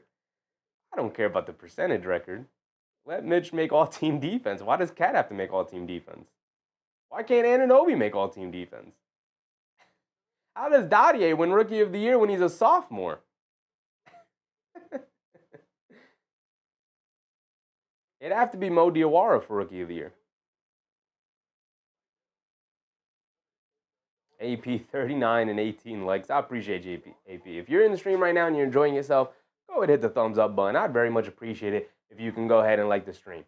Would very much appreciate it. We do games Monday through Saturday. We're going to watch every single Knicks game. And then on off days, we're going to pick a game like tonight. We got Boston versus Toronto. Somewhat entertaining game. It's up and down. It's back and forth. I like it so far. Much more entertaining than that Spurs Heat game we watched, man. That was a rough one. That was for sure a rough one. The Orlando-Philly game is at 59-57 with 2:33 to go. How are these guys playing? Not great. This doesn't look like too entertaining of a game. They got a lot of the bench guys hooping, though. Jace Richardson? Hold on. The rookie Jace Richardson? Jason Richardson's son? You guys remember Jason Richardson? Yeah, I said Rookie of the Year will play at least 22 minutes. Oh, I mean, Cooper Flagg is probably going to win Rookie of the Year, and he's going to play, 32 minutes, 33 minutes, something like that. He's going to be 30-plus for sure.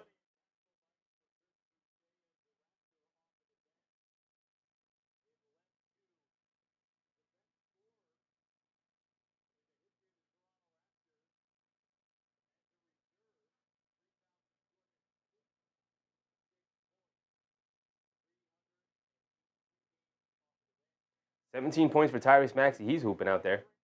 It's Tyrese Maxey versus the Orlando Magic is what it looks like.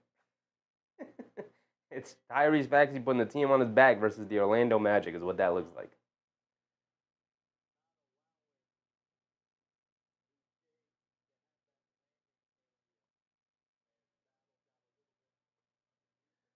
So we do get the flagrant. Boucher knocks down the first free throw. He's going to be at the line for 3 free throws. Yak said Flagg will play over 30 on that old team. He will indeed play over 30. For sure. Boucher knocks down the second one. He's got one more coming. Oh, no. That's it. He missed the second one, I guess. Goes 2 for 3 from the foul line. But the Celtics get the ball back. Shireman hit Minot cutting back door on Grady Dick. Terrible defense from Grady Dick there. On the inbounds, they threw a lob in the Minot because Grady Dick just lost them completely. Terrible defense from Grady there. Chucky Hepburn has it up top. Coming to his left. Pulls up for 3. Off the Mamukalishvili screen. Can't get it to go. Fight for the loose ball. And a foul on... Foul on the Celtics. And they say Shireman threw the arm up to discard Grady Dick as he went for the rebound. So the ball's going to go back to Toronto here. 56-42, a 14-point game. Celtics starting to pull away from it. Alyssa Lester, what's up, Alyssa? Shout out to you. Happy to see you in the chat again.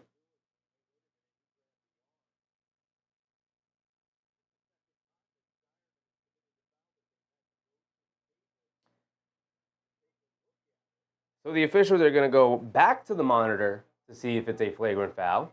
Reckless play by Baylor Shireman.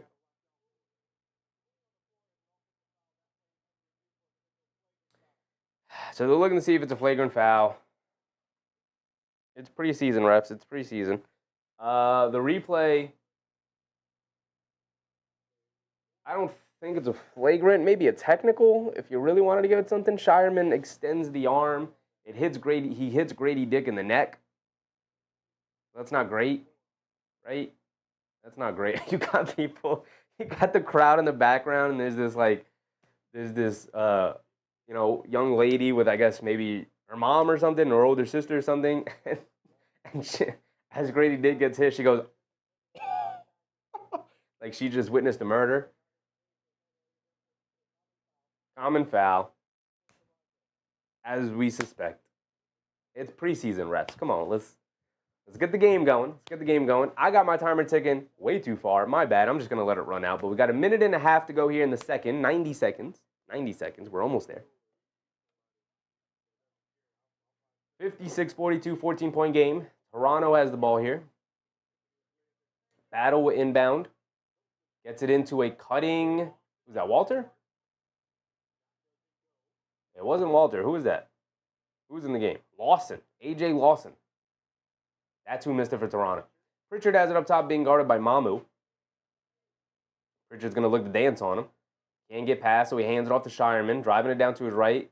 Leaves it off for Quaida. Quaida, driving to his right, just blows past the defense, slips, keeps himself up, and able to get the layup to go over Battle. And Hepburn pushing the other way, loses the handle on the ball, and it's out of bounds. Going to go to the Celtics. 15-3 run they just announced by Boston here. Toronto letting go of the rope here at the end of the first half. Pritchard has it up top, dancing with it. Pritchard gets it over to Shireman. Back to Pritchard, coming to his left off the Quaida screen. Dancing with it, dancing with it. Mamu switched on to him. He's going to step back for that three. Pretty decent defense. Didn't matter. Payton Pritchard, step back three, got it to go. Trying to get that 20-point lead before half. Here comes Hepburn pushing the other way. Hands it off to Grady Dick up top to Mamu Kalashvili. Over to Lawson. Lawson back to Mamu. Mamu been launching threes. Hasn't hit one. Continues to be 0 from three-point range. The misfires continue to pile. Pritchard has it up top, being guarded by Hepburn. Hepburn applying some full pressure to Pritchard, knowing he likes to beat the buzzer here. He's going to keep it in his hands, look to dance, create some space, driving it down behind the back, through the lane, reverse layup, got it to go. My goodness, took him to school. Went right past him. Hepburn turns it over, but that's going to be the end of the quarter there, as Toronto can't even get a half-court heave off, as the Celtics started to turn that dial up defensively, as they now take a 19-point lead here at, a 20-point, that's what I thought, 21-point lead. I didn't update my scoreboard, my bad. A 21-point lead here at halftime. Oof, oof. Hey, if Toronto don't start to turn things around in that third quarter, we might have to switch over to that Orlando-Philly game. We might have to.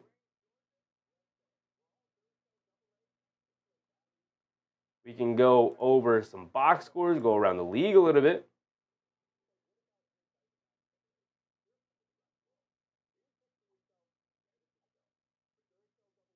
Casey, a whooping. Or as some might call it, a whooping. Celtics just to end the quarter there, dominating every aspect of the game, offensively, defensively.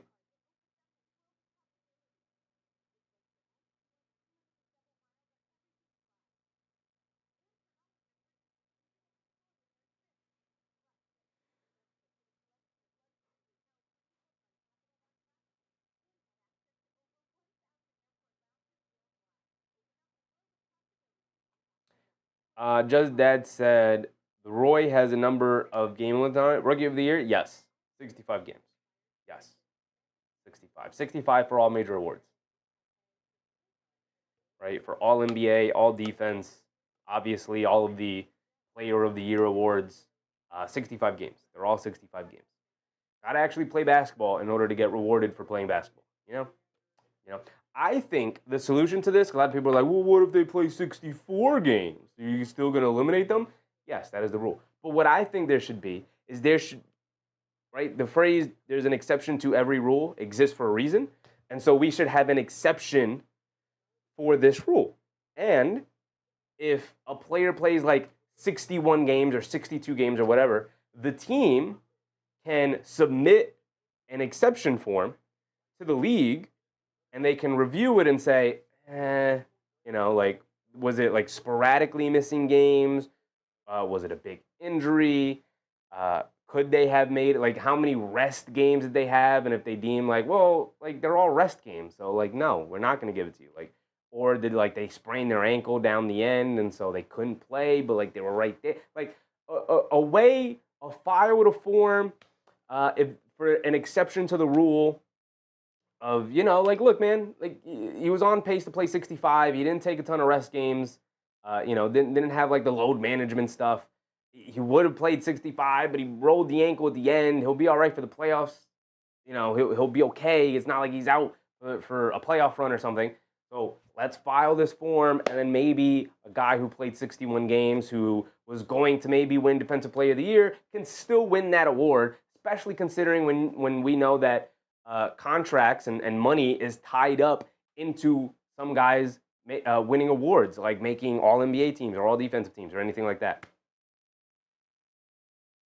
AP said, poor RJ and IQ got paid but losing. Hey, man, sometimes you want to get paid and everything else takes a backseat, and that's fine. That's fine. Just know that if they were willing to take less, they probably would have still been on the Knicks. Maybe not RJ, but I think Quickly would have still been on the Knicks if he were willing to take less. But, you know, I don't blame you. Get your money, and then once you have your money and you're comfortable and everybody's taken care of, then you could start making decisions of like, okay, I'll take less to go to a winning situation. Like, I don't think Quickly is going to spend, 5, 6, 7 years here in Toronto. I think Quickly is going to play out his contract. He got the big contract. He'll enter a free agency period, and then whoever decides to offer him a nice big old bag, he'll go to a nice winning situation after this. But, he still has to develop. It's a good opportunity to develop as a starting caliber point guard and develop those skills and that leadership. But sometimes it's just the right move at the time.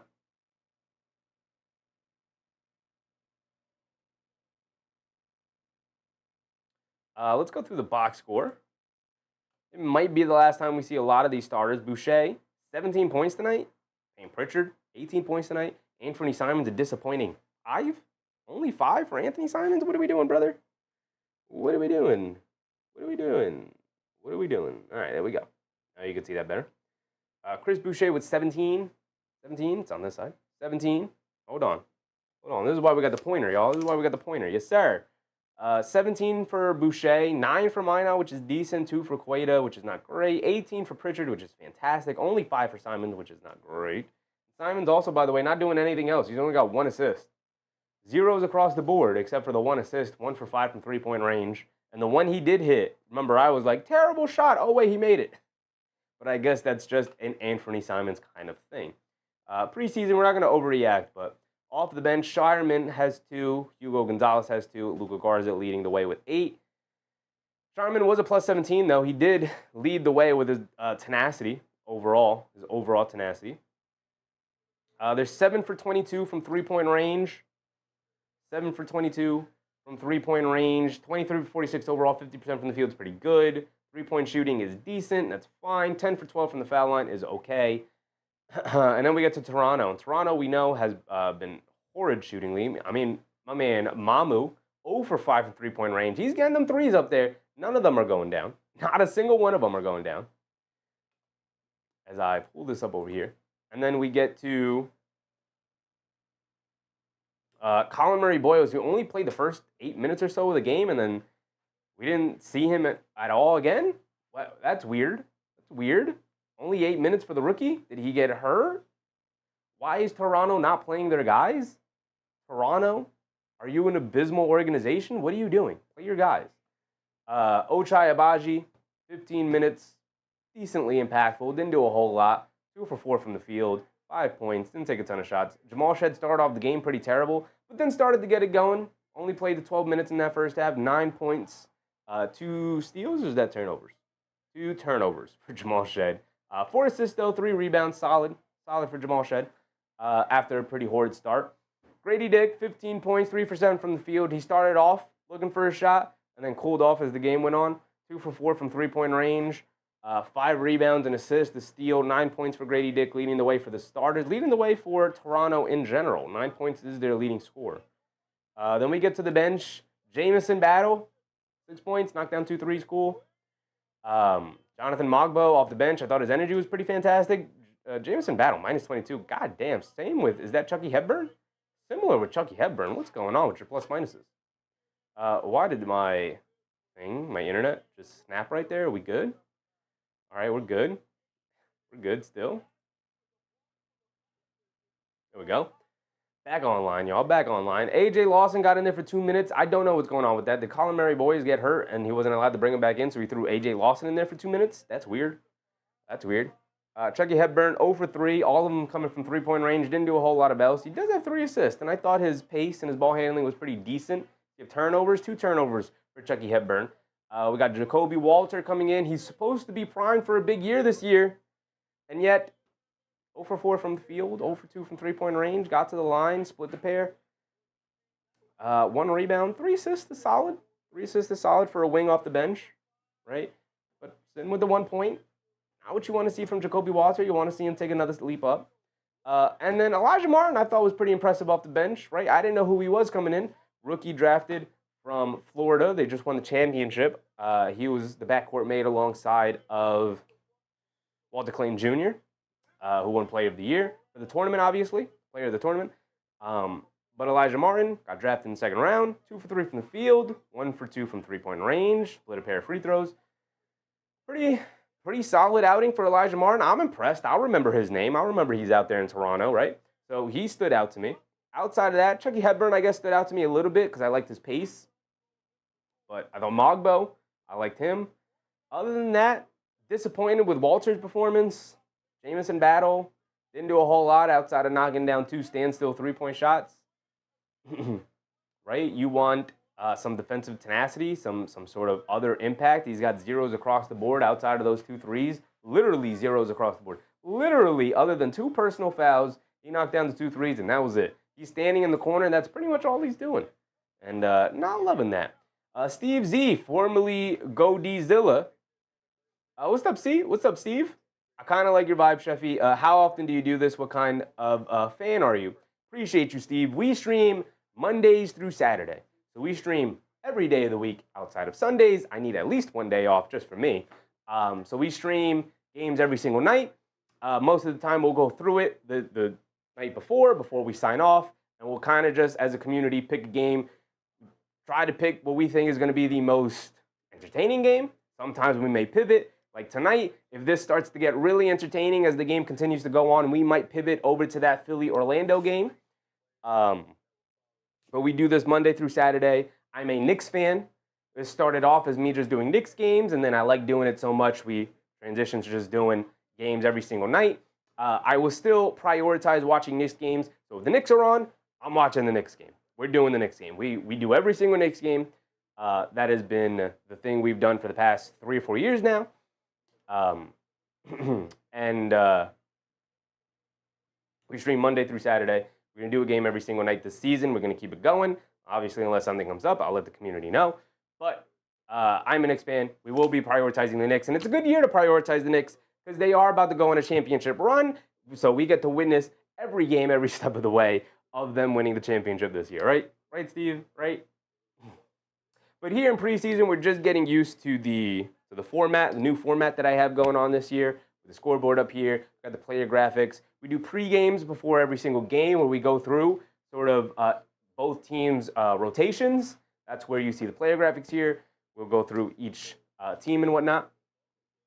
Steve said Celtics will be back, man. Yeah, maybe next year. Maybe next year for sure. I'm not counting Celtics out. Definitely not counting Celtics out. Not looking past you guys whatsoever, Steve. I got respect for the Celtics. I actually think you guys are going to be, at the very least, a top 6 seed this season. I don't see you guys falling into the play-in situation unless you deal with injuries where you're forced to now play without maybe like Tatum and Brown. If Brown goes out for like a week, what does that do to your team and whatnot? But it's definitely going to be a year for you guys. I mean, it's not just Tatum. You lost your whole front court, right? So you lose Tatum, obviously to the unfortunate injury, but then you lose Horford and Porzingis, and he didn't really fill those voids with anything. So you're going to be relying on a combination, and Cornette, by the way. You lost Cornette as well. So you're going to be relying on a combination of Neemias Queta, Xavier Tillman, Chris Boucher, and it's like, are we comfortable with that? As our selection of bigs that we have this year, are we comfortable with that? Not really. I wouldn't be.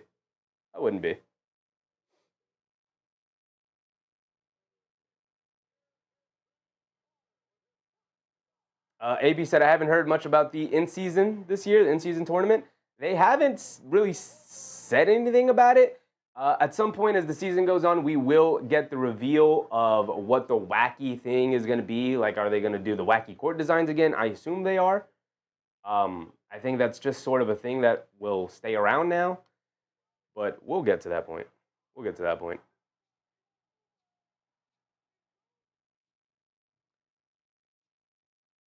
Steve said, big guy situation is rough, but hopefully they'll overachieve. Yeah, I mean, I like Queta. I'm a Queta fan. I like the rim runner who is high effort, offensive rebounder, can be a rim protector. I know he's a little bit raw and not the greatest and whatnot, but I'm a Queta fan. I think he can be a guy who can overachieve, and we're like, oh, where did this guy come from? I like Queta quite a bit.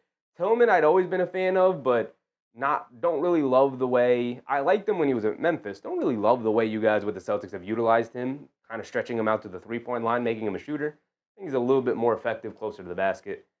And then you got Chris Boucher. He's not really big, but he can be a bit of a rim protector, a little bit, I guess. Not much of a rebounder, more just a spread big. But I sense a trade coming for you guys, Steve. I sense a trade coming. You guys are going to find a solution to your big. Probably going to use Simons to get there. I don't see Simons being part of your long-term solution. You said, I want the NBA Cup to start. We have an early NBA Cup game for the Knicks. Halftime of Orlando Philly is 66-66, by the way.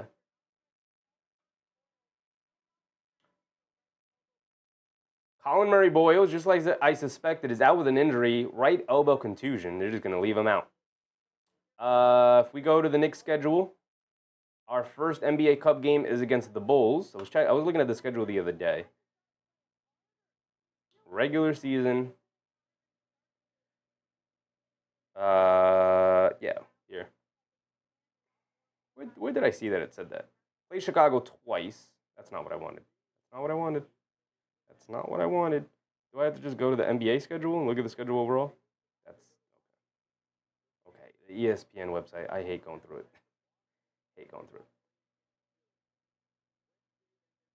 Preseason. Let me get there.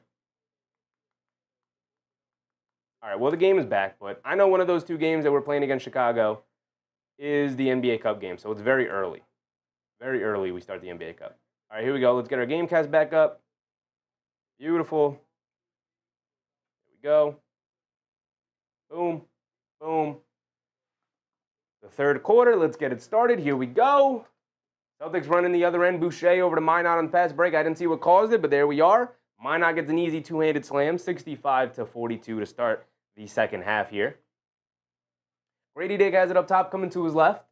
Gets it out to Shed. Shed at left wing three, gets blocked by Boucher, and we're off and running. They call a foul on Boucher. I hate this new rule of so what I read the other day is that there's going to be a new rule this year where you can't make contact with a shooter even after they release the ball. So Boucher blocks the ball, and because he blocks it, he follows through and makes minimal amount of contact with Jamal Shedd's arm. But that is going to now be called a foul, which I think is ridiculous. There's no way that is a foul. A foul occurs when it disrupts the offensive player. And there's no way that after you release the ball as a shooter, that if you release it and then a guy comes and hits your arm, that's not affecting the shot. That shouldn't be a foul. I hate this new rule. That is what the official called there. And the Celtics are bewildered at the call that they're going to challenge it now. I don't suspect they're going to win the challenge because of this new rule. But I just wanted to be known out there. I think this is a horrible, horrible rule. Steve said Queta played awesome in Euro Championship. Tillman had knee injuries last year, so hopefully he's back. Yeah, but you guys still spread him out to the three-point line, and I don't really like that for him. I want him closer to the basket. I think he's a pretty good finisher inside. He's got a big, wide body. He's strong. He's got a low center of gravity, so he can position himself well. He's got a nice, soft touch around the rim. He's a good roll man. You guys don't really utilize him for that. You spread him out to the corner, and you ask him to shoot threes, and I don't like that for him. I want to see him closer to the basket. Hopefully, that was a situation where, like, we know he's dealing with injury, so let's not have him bang down low as often. So maybe they'll utilize him differently this year, but from what I've seen, I haven't really liked from Tillman. And I like Tillman as a player, but I haven't really liked the way he's played with Boston since he's gotten there. Queta, I like. I like Queta quite a bit. I'm a Queta fan.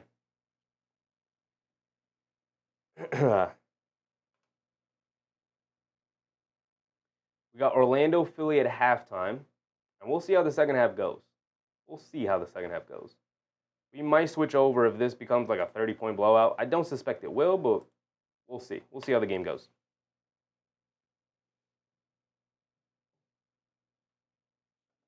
I can't believe we're going to review this.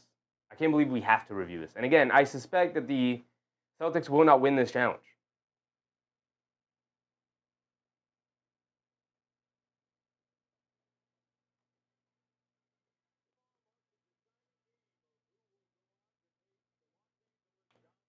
Steve said, why did the Raptors play no one? I have no idea, Steve. Part of the reason of doing this game is because as a Knicks fan, I like to tune into Raptors games every now and again just to keep an eye on our guys Quick and RJ. Right? Emmanuel Quickly and RJ Barrett. I like to keep an eye on them. I like to keep an eye on what they're doing and how they're playing. I saw Quickly played pretty well. RJ played pretty well in the preseason. So it's not a foul. Thank goodness. Not a foul, because this shouldn't be a foul. Pritchard bringing it down. I don't know, Steve, why they didn't play anybody. Like, I talked about in the pregame how this is a team that has a really awkward roster, and you should probably be playing your guys together as much as possible to build chemistry and see what you have. And yet, here in the preseason, they just elected to not play their guys at all, like any of them. Makes no sense to me. To me, it's a sign of a poorly run organization right now. Toronto does not look like a good destination. Pritchard, by the way, created space out of the mid-range and knocked it down. This is about to turn ugly. This is dangerously close to turning into an ugly, ugly affair here, right here.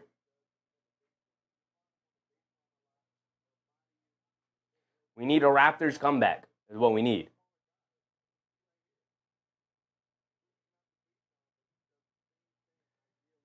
Is that Walter gets it in to Mamu Kalashvili, over to Abaji.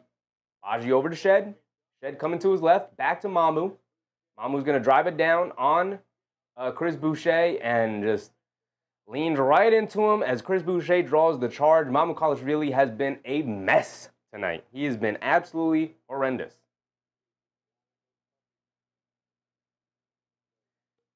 AP said, you got to link up with the other Knicks crew. Knicks Real Talk, still Knicks fan on the weekend. We'll see. Maybe I'll hit him up.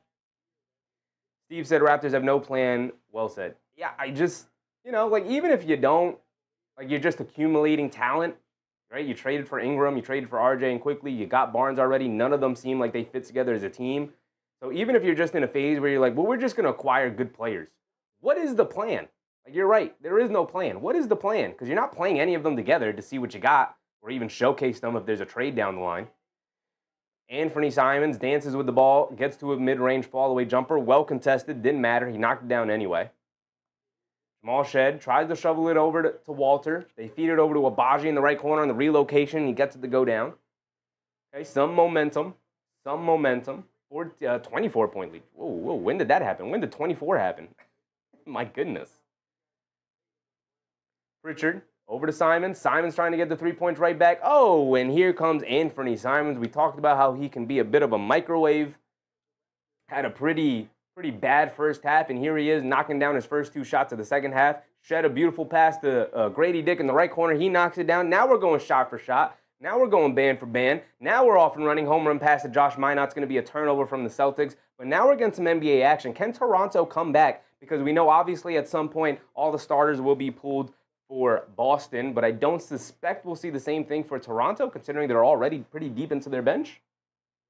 Jamal Shed bringing it down. I guess we'll just have to wait and see how this turns out, but there is an opportunity. It is preseason, so we're going to get to the end of the bench, guys, and we'll see what happens from there. We've already seen some miraculous comebacks around the league. A beautiful pass to a cutting Jacoby Walter, who gets blocked by Josh Minot. Inside pass to Queta, catches, Sets his feet, able to lay it up and in over Grady Dick, who's trying to recover. Obviously, he didn't have a ton of a very big chance there of stopping Neemias Queta. Mamukelashvili has it up top. Gets it over to Walter. Walter has had a pretty bad night tonight. A step back from Babaji over to Walter. He's going to pump fake, drive it down along the baseline. Kicks it out to Mamukelashvili. Pass fake, now drive it down the lane. Gets to the right-hand scoop layup, gets it to go. Finally, a bucket went down for Mamu, and he's able to draw the foul on Chris Boucher. A little touch foul from Boucher, who was too late coming over on the help side. AP said, if these guys saw your talents, man, you definitely one of the all-stars in this YouTube Nick universe. I appreciate you, AP. I appreciate you. I really, really do. I just be to myself. I just be trying to hang out, have a good time. You know what I mean? I just be trying to have a good time. The very few people I've interacted with, they be taking this a little too seriously. I'm like, bro, we're on YouTube. This isn't anything crazy. They call the moving screen on Queta. Ball's going to go the other way. Back to Toronto.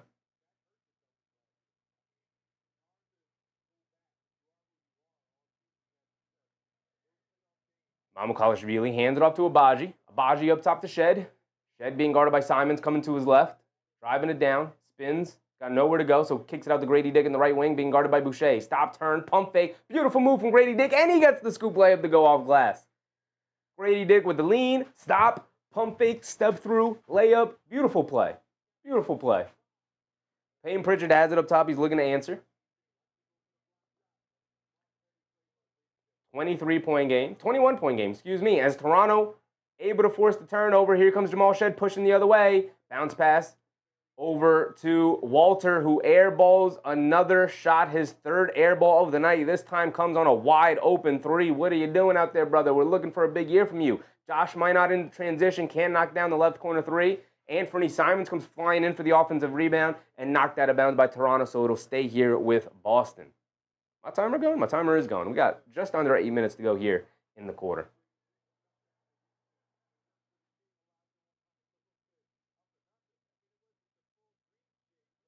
AP said, for sure, especially if you can get on Knicks Fan TV, I think that's their full-time job. It is the full-time job for CP. I can't speak for the other guys, but I know CP, he's in year 8, I believe, or year 9 maybe. Maybe this is year 9. I know he's done about 8 years in this YouTube game, so he's worked himself to the point where this could be his full-time job. Right? That is the dream. That is the dream. Can you imagine what this stream would look like if I could put all my time and effort into it? Because right now, I work, and then I come home from the day job as Luka Garza spins in the paint, gets tied up, able to kick it out to Boucher. Boucher, right corner three, can't get it to go. Shed can't grab the rebound. Boucher grabs it to the rim, gets the layup to go.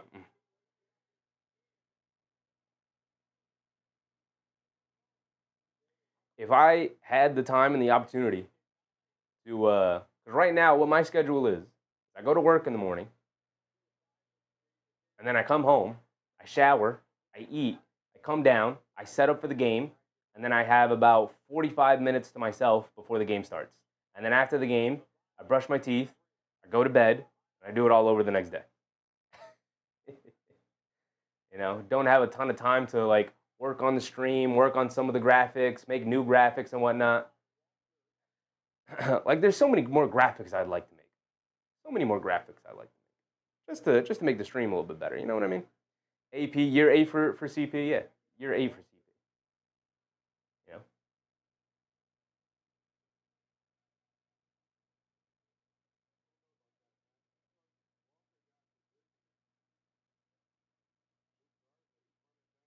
So Pritchard gets it into Simons. Simons has it up top.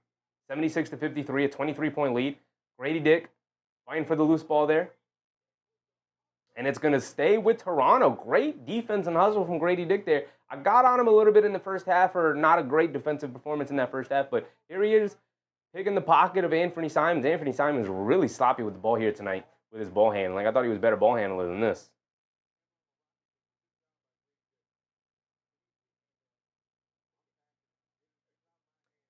Grady Dick now, straightaway three, can't get it to go. He's trying to get something going for his team, but they just can't knock down shots right now. Simons gets it over to Pritchard. Pritchard, quick crossover to his left. Pulls it back out, spins. Now up top to Simons.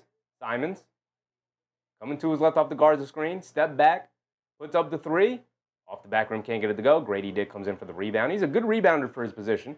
Gets it over to Jamal Shead. Jamal Shead over to Mamu. Back to Shead. A wide open three. Great extra pass. And Jamal Shead rewards his teammate by knocking down the three there. 20-point game. Can they mount some sort of comeback here? AP said, I remember CP is on TV. He got Chuck D in the chat room. The real Chuck D from Public Enemy. Yeah, I remember that. I do remember that. Listen, I'm happy that CP is the representative of, like, Nick's YouTube. Literally could not have been a better person to set the standard of what it takes and what you expect from somebody providing content for you. Marco Varela. What's up, Marco? I think Quaida can become one of the best backup bigs in the league. But he's going to have some he's going to have some ups and downs this year. And his name, you don't read the U in Quaida. I've been saying Quaida, so it's Quaida.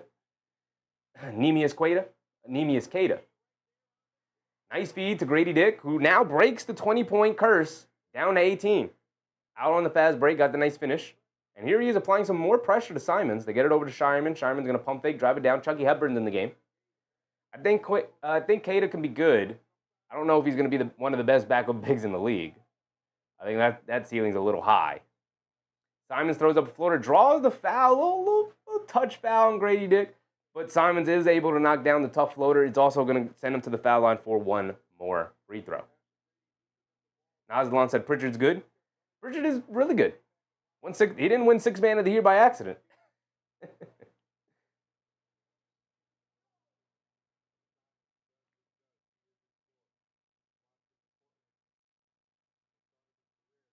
So Simons is at the foul line for one more.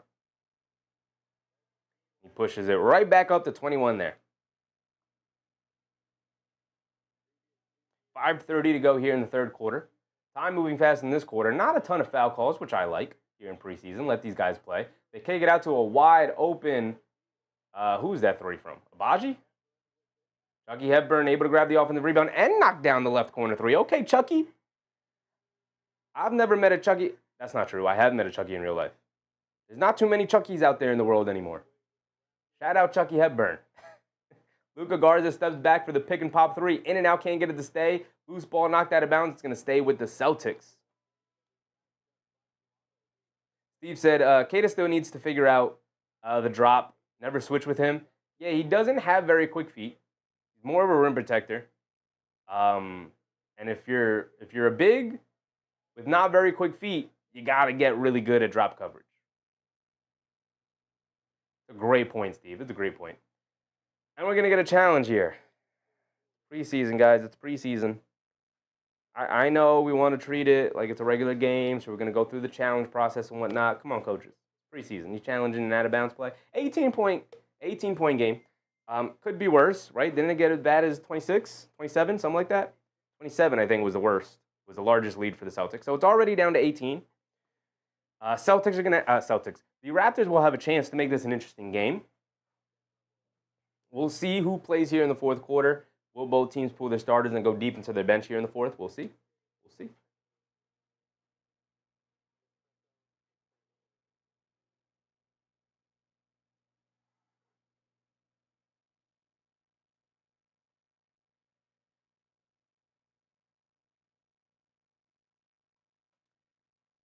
So far, no Payton Pritchard, by the way.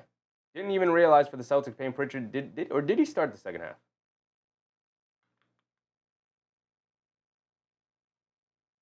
I can't remember now. Third quarter, if we go all the way back, Payton Pritchard, he did start the second half. My bad. Payton Pritchard did start the second half. But we have right now on the court for the Celtics, Minot, Simons, Luka Garza, Wendell Moore Jr. is in the game, who just subbed into the game. Hugo Gonzalez, the rookie, Hugo Gonzalez. And then for the Raptors, we have Grady Dick, Jonathan Mogbo. A.J. Lawson is going to come back into the game. He played 2 minutes in the first half. Chucky Hepburn and Jacoby Walter, who's having a nightmare of a preseason game here tonight. 0 for 7 from the field, 0 for 4 from three-point range, 5 assists, though. I mean, he's moving the ball. He's being a connective player out there, but you got to knock down shots, dude. The Raptors are relying on you this season to step up and be a better player. And so being in a situation where you're 0 for 7 from the field is not great. Again, preseason, you don't want to overreact to it, but still, right?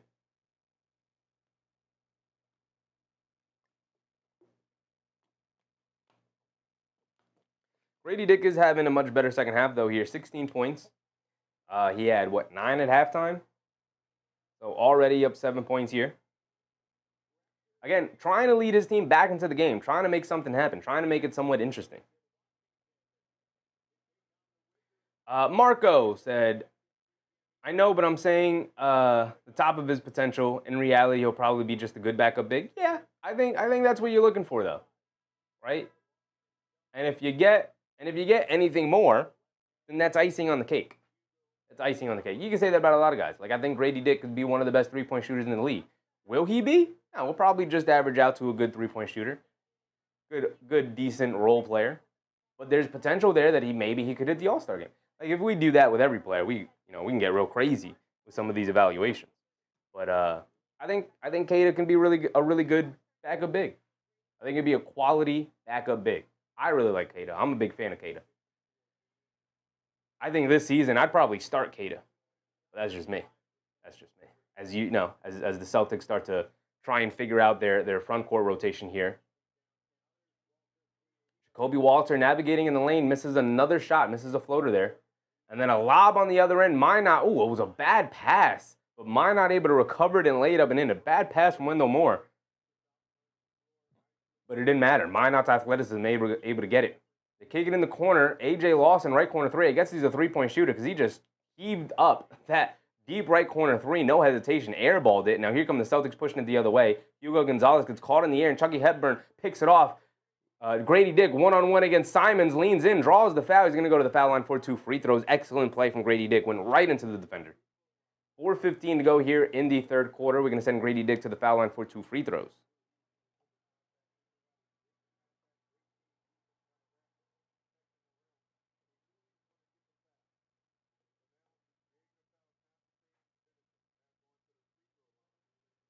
(81-61), a 20-point game.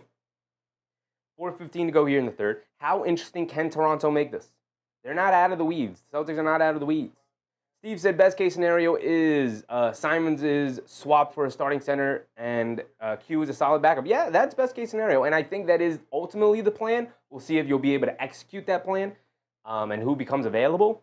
But I don't think Simons is long for the Celtics. I think he was a talent acquisition kind of trade. Like, it's kind of a lost year anyway, so let's just get a really good player with some value around the league because we don't think Drew Holiday is going to have value around the league. So they picked up Simons.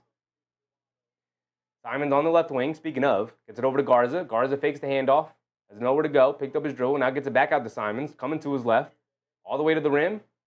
Scoop layup off glass, high off glass. Got it to go over Mogbo, who's chasing him down, trying to eye that chase down block. And Abaji driving it down the other way, gets it out to Grady Dick, gets it knocked out of his hands by by Wendell Moore Jr., excuse me. 81-63. As the Celtics pushing the other way, leaves it off for Garza in the paint, catches, pump fakes, knocked out of his hands. Garza able to recover it, and he's got a lane in the basket, throws up a floater, too long, rushed it, can't get it to go. Hepburn with the rebound, home run pass to Grady Dick. Euro steps down the lane, reverse layup, got it to go for Grady Dick. Another excellent transition play for Grady Dick. He's doing everything he can right now. He is doing everything he can right now. Anthony Simons has it up top, sprays it over to Wendell Moore, 83-64. Up top to Simons. Simons dancing with it against Lawson. Down the lane, scoop layup with the left hand. Blows the layup. Had a wide open layup at the rim. Garza with the offensive rebound and able to pivot into the lane for an easy reverse layup. Now Hepburn over to Grady Dick. Right wing three, no hesitation. They just left him and he makes him pay, knocking it down. Grady Dick starting to get it going. He said, put the team on my back, coach. I got y'all. Simons bringing it down. Simons coming to his left. Lawson trying to apply some pressure. And the pressure works as they call an over the back on Simons as he stepped on the half-court line. Marco said, I'm from his country, so I'm a bit biased. I get it, Marco. We all got players we irrationally like and think can be better than they'll probably end up being. I do it too, right? I do it all the time too. Right now, Mo Diawara is a rookie on the Knicks. He was like the 55th pick in the draft. And I'm over here talking about Mo Diawara could be the next Pascal Siakam. You never know. Like that ain't happening. But I'm going to say it anyway. Who knows, man? You might be right, Marco. You might be right. Speaking of them might be right, Elijah Martin comes into the game and immediately knocks down a three, cuts it to a 15-point game. That's what I like to see, Toronto. That's what I like to see. Here we go. Payton Pritchard's also back in. And Chucky Hepburn runs over Payton Pritchard and trying to be aggressive, trying to come up with a steal, but ends up running over Payton Pritchard there.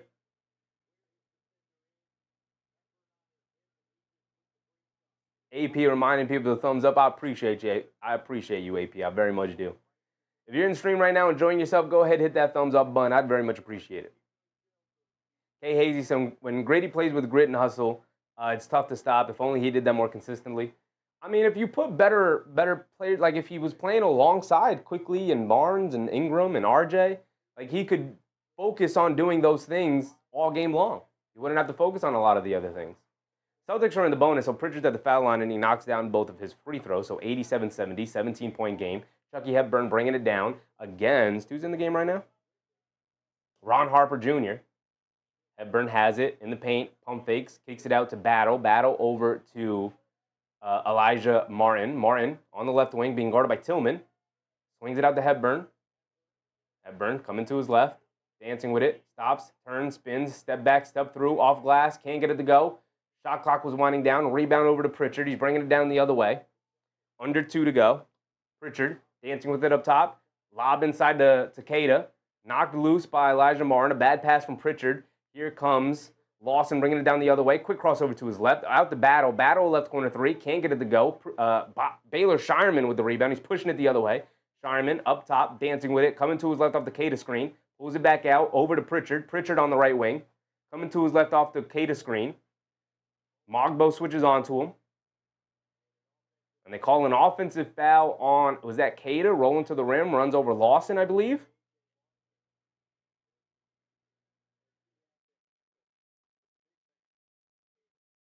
AP said, Sheffy, we need Rokas. Unfortunately, Rokas tore his ACL, AP, so he's done. He ain't never coming over to the Knicks. Tore his ACL. He's out. He's out. I wish, man. I would still be on the Rokas bandwagon. I wish. Hepburn has it up top, kicks it out, Battle in the left corner. Back out to Hepburn. Hepburn being guarded by Pritchard, spins to his left, down the lanes, got a lane, kicks it over to Mogbo. Mogbo down low and draws the foul, but it's a foul on the floor before the shot attempt. 1 minute to go here in the third quarter.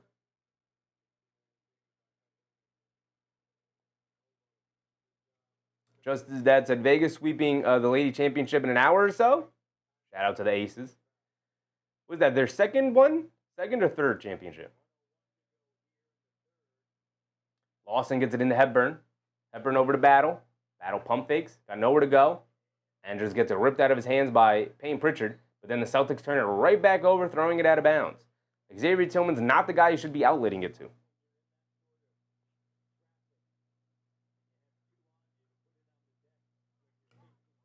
Steve said, Grady is definitely a player, so Raptors should be happy for that. Unfortunately, the mix of players make no sense. He's definitely a player that makes sense with those other guys, but those other guys don't make sense together. Because Grady could at least spread it out to 3. Hepburn, nice lob pass inside the Mogbo for the easy dunk. Or Mobo.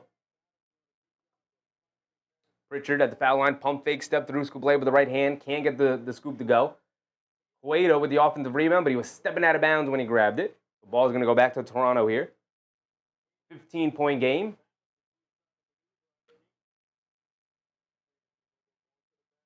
Just as that said, Raptors are the worst team in the NBA this year. Not even close.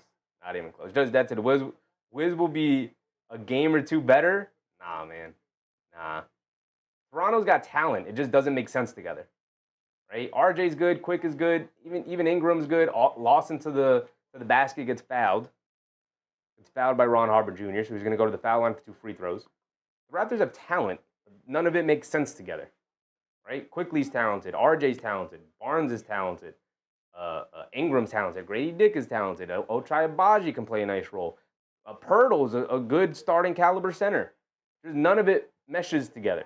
So they're not going to be good. They're not going to be good, even though they have talent. Lawson steps to the foul line, knocks down 2 free throws, cuts it to a 13-point game. Hold on. Mounting that comeback. On our way, y'all. On our way. And then a foul in the backcourt on Neemias Queta, setting the illegal screen. Chucky Hepburn drawing the foul.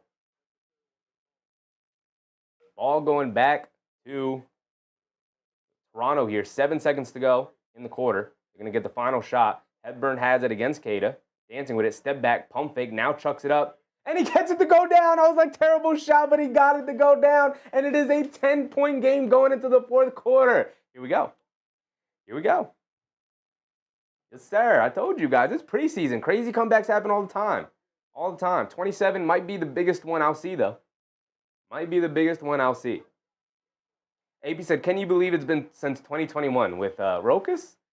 It happens. It happens, AP. It happens all the time. Sometimes you draft a guy and stash him knowing that you'll never look to bring him over. You know? Steve said, let's just say it, Barnes is not that guy.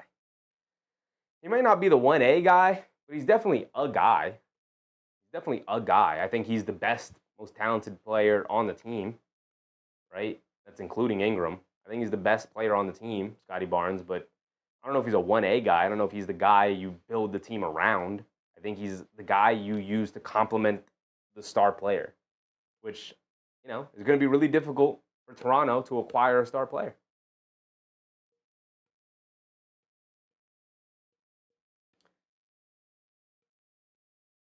AP said, I think him and McBride got drafted together. They did. They were like 3 picks apart. They actually drafted Rokas before they drafted McBride. I think Rokas was like the 33rd pick and McBride was the 36th or something like that.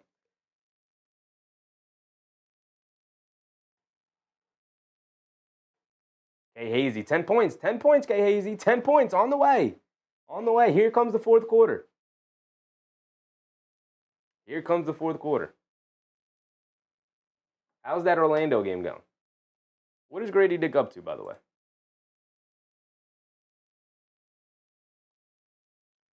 Because he started getting going there in that third quarter completely. 20 points. 20 points through 3 quarters for Grady Dick. Nice. A nice number. If we go over to the Magic Sixers game, 89-82, 2 minutes to go in that third quarter. And, you know, just looking at the box score, nothing too crazy stands out. Maxey played the first half, not playing the second half, so I'm sure this is also an entertaining game, but I think we made the right pick watching the game we're watching here tonight. This is about to be an entertaining comeback, y'all. Orlando's going to start pulling away right now. They're up 8. But I'm pretty happy with what we're watching right now. I think we made the right choice. Here we go. K. Hazy said, if you had another player that was equal to Scotty on the team as well as really good role players, you might have a chance. But Scotty isn't good enough as the best player on the team. No. And if you had players that complemented him, maybe he'd be a little bit better. But RJ, Quickly, and Brandon Ingram do not complement Scotty Barnes' play style whatsoever. And the Raptors being disruptive, Lawson had it but couldn't hold on to it as it goes out of bounds. But being extremely disruptive, 3.5 on the shot clock for the Celtics as we start the fourth quarter here. Trying to cut it to single digits. And the Celtics have the inbound in the backcourt. They do have 3.5 seconds to go on their shot clock. So they have more than enough time to get it, run down, and chuck up a shot. Chuck up a decent shot at least. Get it into Queta. Queta's going to turn and go. He's going to toss up a floater. Almost panks it in. Fighting for the loose ball rebound, but knocks it out of bounds. It's going to go back to Toronto. Who do we have in the game right now? We have Queta, Tillman, Shireman, Ron Harper Jr., and Hugo Gonzalez for the Celtics. As for the Raptors, we have Sarr, Battle, A.J. Lawson, Hepburn, and Elijah Johnson. Sarr, that is, I believe, Oscar Sarr, Olivier Sarr, which is Alex Sarr's brother. Alex, the second overall pick on the Wizards. Vincent the Sleeper Song. What's up, Vince? Will Derrick White play? He will not. I got Celtics winning. Well, it's a nice little comeback from Toronto. I don't know. Chris Baskerville. What's up, Chris? Had to check the WNBA game. It's a wrap. Beautiful. Beautiful. Shout out the Aces. As long as they're not playing the Liberty, I could root for the Aces. I like Asia. I like Asia a lot. They get it over to Lawson, curling to the rim. Scoop blade with the right hand. Can't get it to go. Fight for the loose ball. Lawson able to recover it in the right corner. 11-10 to go. Lawson in the lane. They swing it around. Hepburn, pass fake, driving to his left. Now over to Battle. A left corner three, wide open. And Battle gets it to go down. It's a 7-point game, 87-80.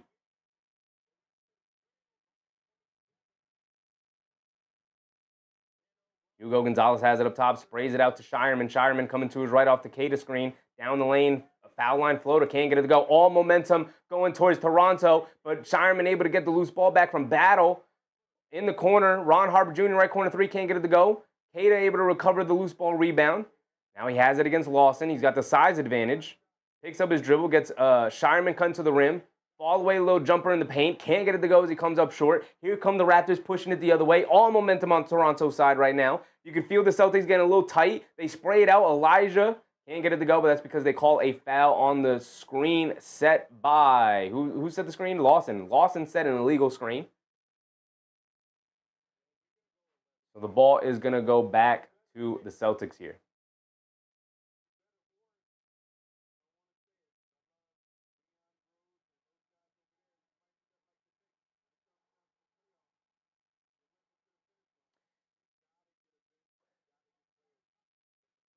Shireman up top, driving to his right. He's got a lane, tosses up yet another floater, and this time he gets the floater to go down. 89-80, 9-point game. Hepburn driving it down, throws it up top to Lawson. Lawson's going to pull it back out. Lawson has it. Sarr was the guy who grabbed the rebound. My bad. They look very similar. They get it over to Battle. Pump fakes. Now puts up the three. Too long, can't get it to go. And a foul on Olivier Sarr. Trying to battle Tillman for the rebound. Just Dad said, can someone in chat send my recommendation to watch that chapter here on YouTube? Chevy hasn't had it on his feed yet somehow. I'll watch it at some point. I got it written down here on my notes. I see it. I see it every day. I've just been busy, brother. I've just been busy. Ron Harper Jr. has it up top. Coming to his right and gets tripped up by Lawson out on the perimeter. Out on the floor. Starting to rack up a lot of fouls here. 9:30 to go.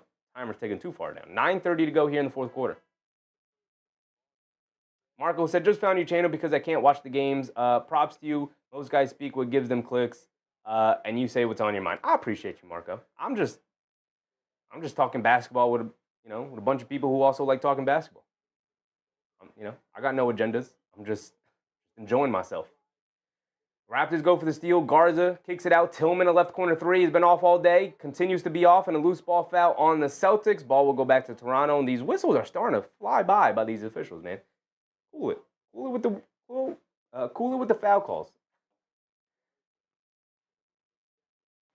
I guess the players are hacking and whacking away.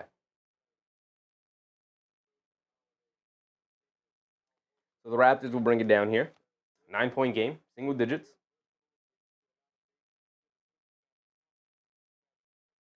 In the corner, quickly pushing it, puts up the three, can't get it to go. Who's that? Elijah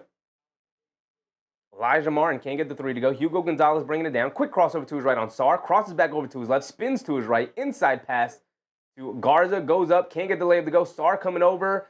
Jumps into him. Fouls him. Can't get the layup to go from Garza, but he will go to the foul line for 2 free throws. With 9 minutes to go. Momentum starting to shift yet again. Momentum was all on Toronto's side, but now Celtics battling it back. Mr. Miyagi, appreciate you. He said, great stream, love the content. Hit the like button, everyone. Appreciate you, Mr. Miyagi. Absolutely. If you're in the stream right now enjoying yourself, go ahead, hit that like button, leave a like. I very much appreciate it. Helps the channel grow. Very much helps the channel grow. Just that said, the next chapter of Hoops channel. Brother, I'm going to look it up for you right now. Garza's at the foul line. He knocked down the first one. I'll look it up for you right now, brother. Just for you. There's the next chapter. Look, I'm looking it up. Looking it up. Here we are. We're in it. We're in it. Looking at it. I'll get back to the game in 1 second. I see it. I see it. There it is. Shed to the rim, leaves it off for Olivier Sarr as he gets fouled going for a dunk. Going to send him to the foul line for 2 free throws. Luka Garza, by the way, did knock down both of his free throws. 8:50 to go here in the fourth quarter. Just that, so they did the strangest 1v1 Beasley versus our own New Yorker Lance. I did see that. I mean, I didn't know it was on that channel, but I did see that over the internet. That was a big thing. And I got to tell you, I don't care. I don't care. It was not entertaining to watch.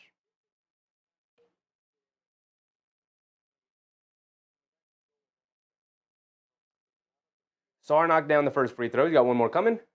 10-point game. Now get back to a single-digit game. Sarr knocked down both. Up to the line, knocked down both. Ron Harper Jr. bringing it down. 9-point game. 8:40 to go. I don't know why I started the timer. We're not caught up yet. Ron Harper gets it over to Shireman. Shireman on the right wing. And guarded by Battle. Coming to his left off the screen. Driving it down. He's got a lane. Stops. Will fall away in the paint. Comes up short yet again. He's come up short on a lot of these fall-away jumpers, but they call a foul on the Celtics. It's going to stay with Toronto, but it's going to put them in the bonus earlier than they obviously want to be, and the Celtics want them to be. Steve said, I'm supporting you even though you're a Knicks fan. You seem like a cool, humble dude, so I respect it. I appreciate you, Steve, man. I appreciate you. Here comes Jamal Shed bringing it down against Gonzalez. I do like Hugo Gonzalez. He is an interesting prospect. They get it over to Shed. Quick crossover to his right. Goes up with the layup. Gets the layup to go. The undersized Jamal Shed attacking the rim. Getting the layup to go over the shot blocker. Was that Garza? Not much of a shot blocker in Garza, but still got it to go over the big man. Ron Harper gets it over to Shireman. Hands it off to Ron Harper. Has it up top being guarded by Battle on a switch. Coming to his left off the Garza screen. Battle sticking with him. Coming to his right on a re-screen. Kicks it out to Garza. Straightaway three. He hasn't hit one all night. Continues to remain scoreless from the three-point line. But a loose ball foul on the Raptors. Now the Raptors really struggling to grab a rebound. Who's in the game now for the Raptors? Who is that? Is that David Roddy? David the Body Roddy is in the game for the Toronto Raptors. Haven't seen that man in a while. And now we're getting end-of-the-bench substitution guys from both sides.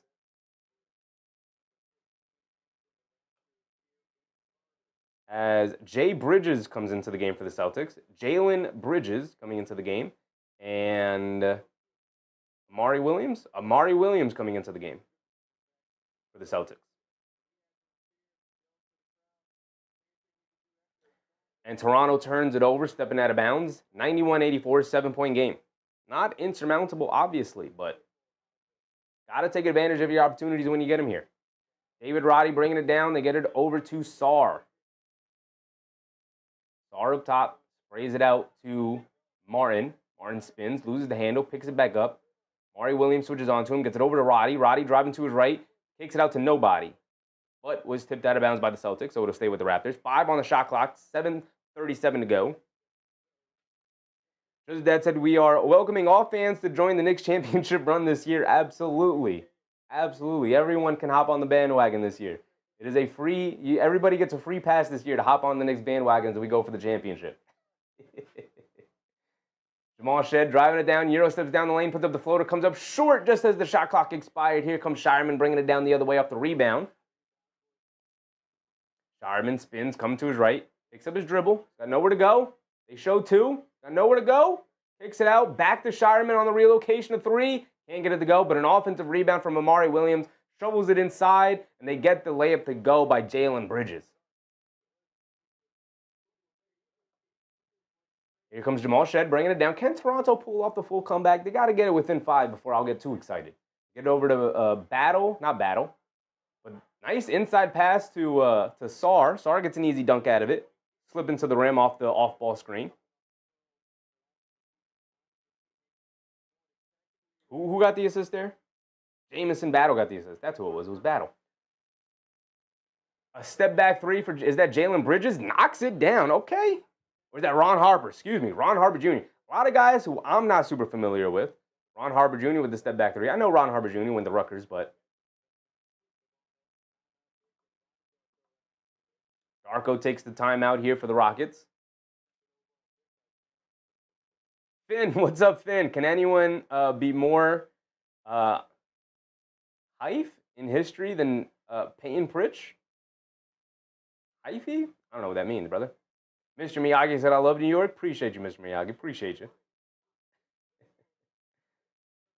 Just that said, I was hyped for the year last year and let down, but I expected a 2 seed at least this year. You're expecting a 2 seed this year? Yeah, at least a 2 seed for sure. Right? You got Knicks and Cleveland as the top 2, and then everybody else maybe a tier below them.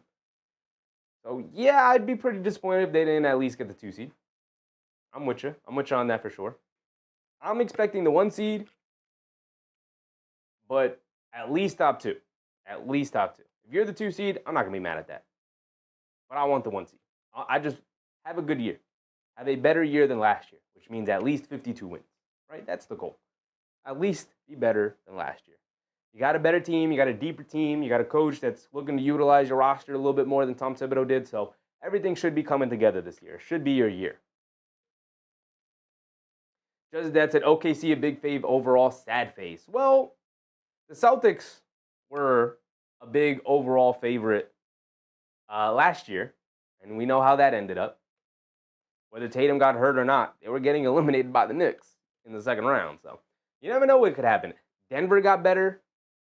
Houston got better. I know they're without Fred VanVleet now, so maybe not that much better. But, teams in the West still going to battle it out. Minnesota's still going to be there. OKC, they could be toppled. They can go down. They're not insurmountable. Denver took them to 7 games last year, and Denver got better this year.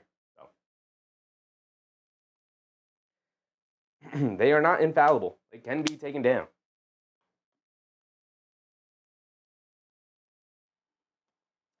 Getting back into the game now.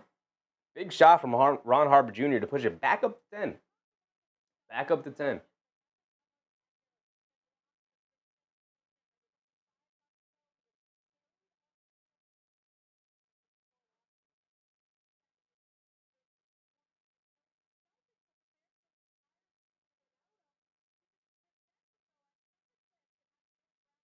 Mr. Miyagi said Houston could sign Russ. They could. They're in need of a point guard. They could.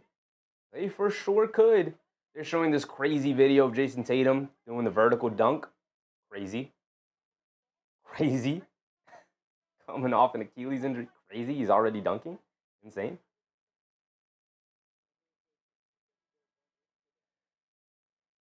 And we get, what was the whistle for? I don't know, but the ball is going to go back to Boston here. Olivier Sarr gets called for a turnover there. An offensive foul on Sarr.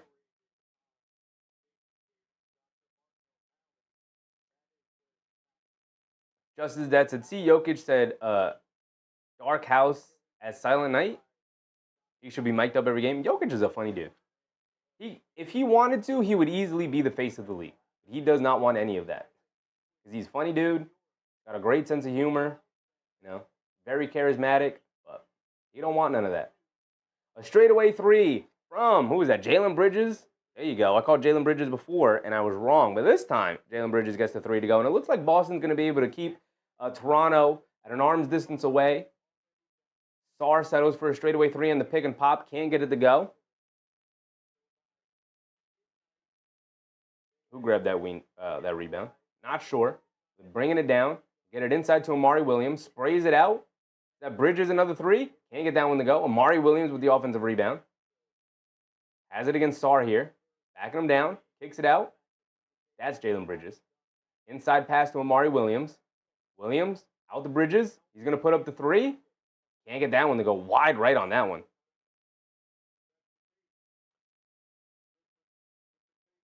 The Raptors bringing it down. Battle in the right corner to Roddy. Up top to Hepburn. Hepburn, jab step, coming to his left, leaning in, stop. Goes up, gets blocked by Shireman, out of bounds. Is that Kendall Brown in for the Celtics? I have not even thought about Kendall Brown since he was on the Pacers. My goodness, shout out Kendall Brown. Hope you're doing well, brother. Hope Kendall Brown is doing well. They get it over to Battle. Battle off the inbound. Rattles in a 3. They're staying, like I said, they're an arm's reach away. They're not out of it. Still 5 minutes to go, more than enough time, but they kick it out. Up top to Shireman. Shireman, One dribble pull-up right wing three, a straightaway three. Can't get it to go. Bridges with the rebound out to Moore. Back to Shireman, coming to his left, and a moving screen on Amari Williams. Moving screen on Amari Williams. Ball going back to the Raptors here. 4:45 to go.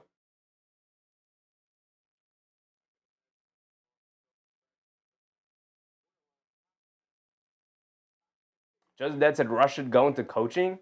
Russ would be an amazing coach, in my opinion. What about Russell Westbrook's game tells you he would be an amazing coach? That guy struggled with decision-making his whole career.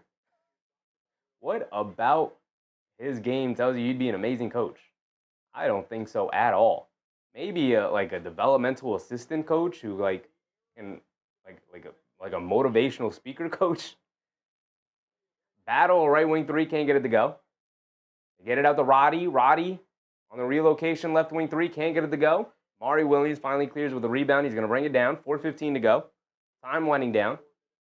And he gets fouled by Sarr. Reach and foul. Just that said, I would love to have a guy like that as a coach. I mean, I'm sure he could inspire you really well. He'd give you great pregame speeches and everything.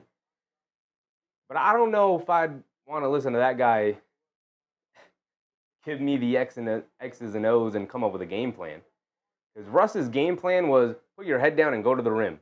Because you're bigger and stronger and more athletic than everybody. Like, I mean, it's a good game plan for Russ. Because he could do that. But I don't need him telling Jalen Brunson to do that. You know what I mean? Like,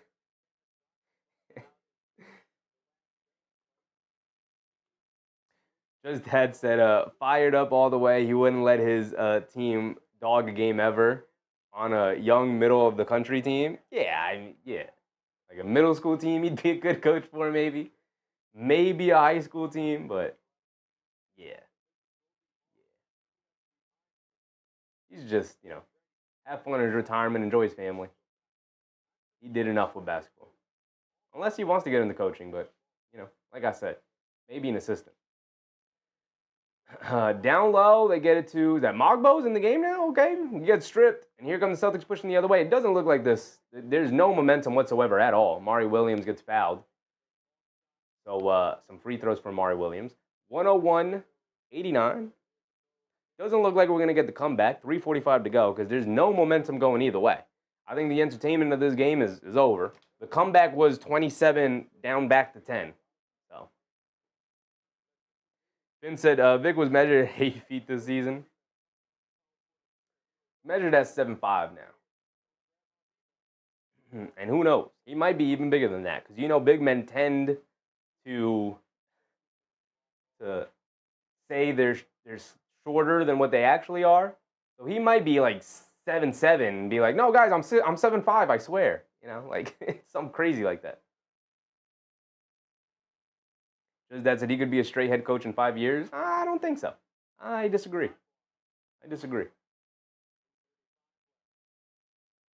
Mogbo has it up top, driving it down, knocked out of his hands. It's going to go back to the Celtics.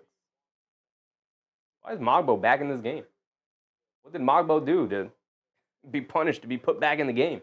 You're deep into the fourth quarter of a game where you're down 14 now. I forgot to give him 2 points on the previous play, by the way.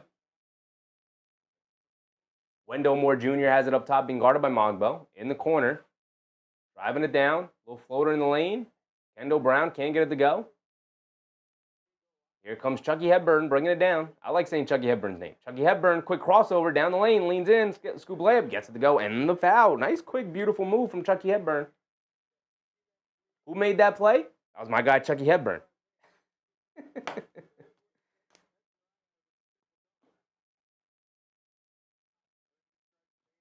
Judge Dad said you would want a CP3 type of coach? Yeah. Just somebody who constantly was thinking the game out, And there's no disrespect to Russ. Russ is phenomenal, future MVP. But it's the same, he has the same thing about him that would make Michael Jordan a terrible coach. Like Russ would be like, okay, so you're going to drive to the rim. Nice pickpocket in the backcourt by, who was that? Jared Rhoden is in the game for the Raptors. You got a pickpocket in the backcourt. And then again, Roddy now puts up the three, and he gets it to go. Hold on, I was counting out the Raptors, but here we go. Here we go. I was counting them out, but all of a sudden it's a 6-point game. We're getting some full court pressure here. 2:39 to go. It's not over yet. And another steal. No, almost. Wendell Moore Jr. driving it down. Kicks it out. Knocked out of his hands. Kendall Brown has it. Out of bounds. Go back to the Raptors, and all of a sudden momentum is shifting all the way to Toronto. It's a 6-point game. Here we go. Here we go.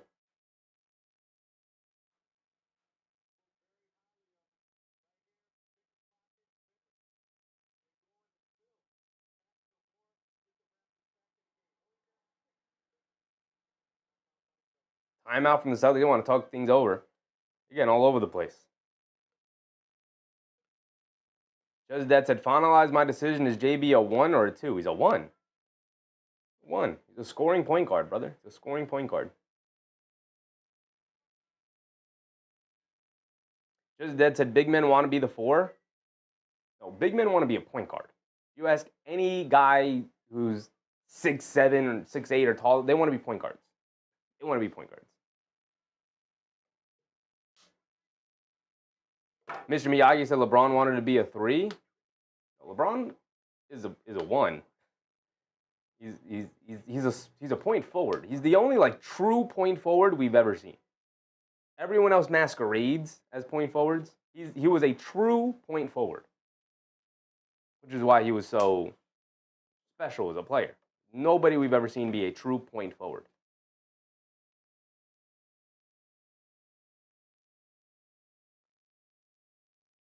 Mr. Miyagi said LeBron is too big to not play the 4. Always has been. See, I know you're young, Mr. Miyagi. I could tell because when LeBron first came into the league, he started at shooting guard. And then he started to put on muscle, and they're like, okay, you're going to play the 3. But the ball was always in his hand, and he was always directing traffic, and he was always the point guard of the team. That man is a point forward, a true point forward. Just that said, Penny was almost a point forward. No, Penny was a point guard. He was not a forward. He was a point guard. He was a true point guard. Hey, Hazy said he thinks he's a point guard. Everybody thinks they're a point guard. Everybody thinks that the ball should be in their hands and they should be the ones making the decision. Everybody believes that, right? Like when you go to you know your local gym and you play basketball, aren't you like, yo, give me the ball, I'll bring it down, guys. I got you. I'll bring it down, right? Doesn't everybody do that? Like, hey, I'll bring the ball down this time. I got y'all. I'll bring the ball down. Everybody's a point guard. Everybody wants the ball in their hands. Everybody wants to be the person making the decision. Mr. Miyagi said he's a power forward who played at the small forward most of his career. No, he's a small forward who played point guard most of his career. I was there, brother. I was there. I watched it.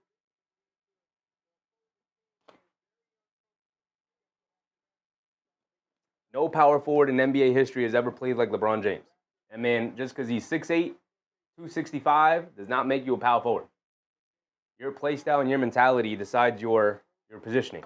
That man did not have a power forward's mentality. That man had a point guard's mentality. I know you're used to watching Lakers LeBron and later career LeBron where he's slower and whatnot.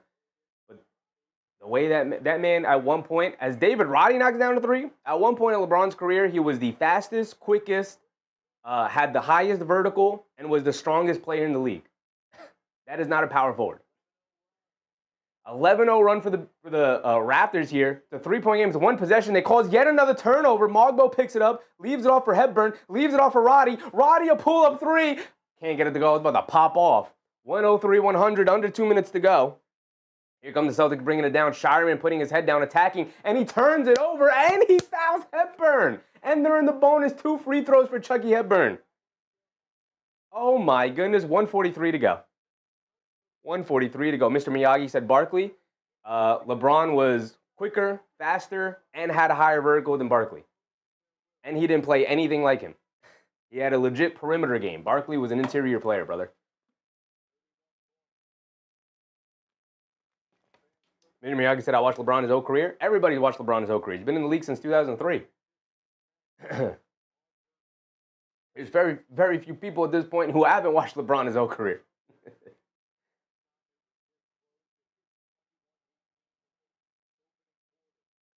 Hepburn's at the foul line for 2 free throws.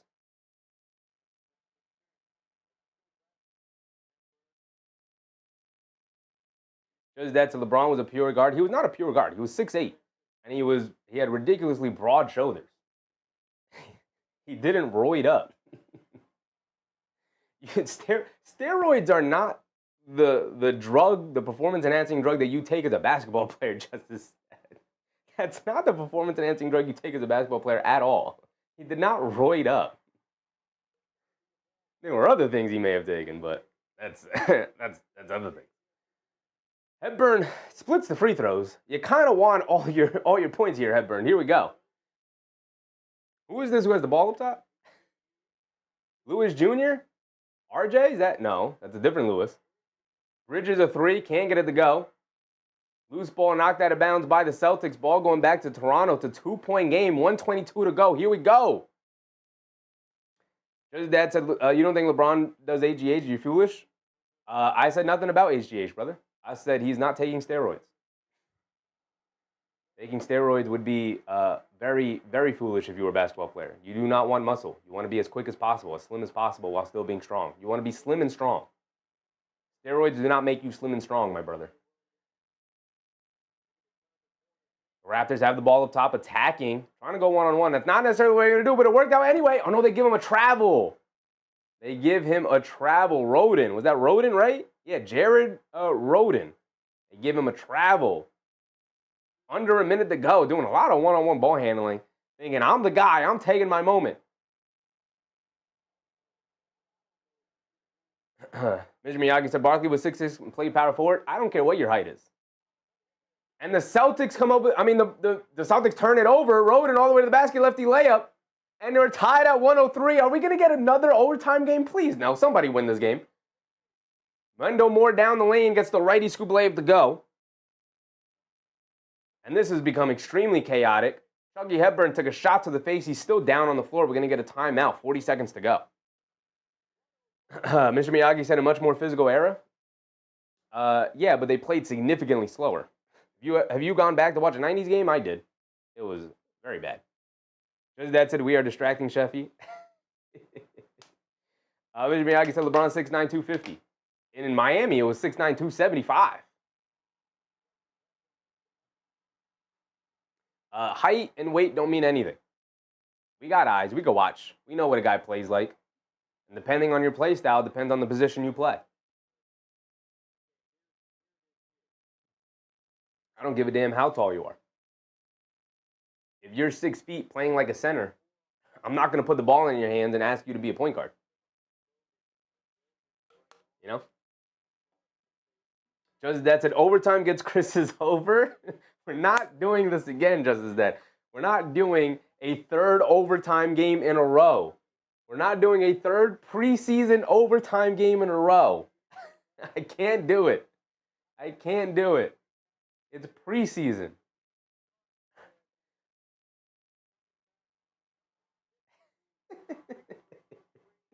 Oh, man. Mr. Miyagi said I was alive watching games in the 90s. I know, but you look back at 30 years ago with rose-colored glasses. Go back and look up those games, Mr. Miyagi. Those games are tough to watch.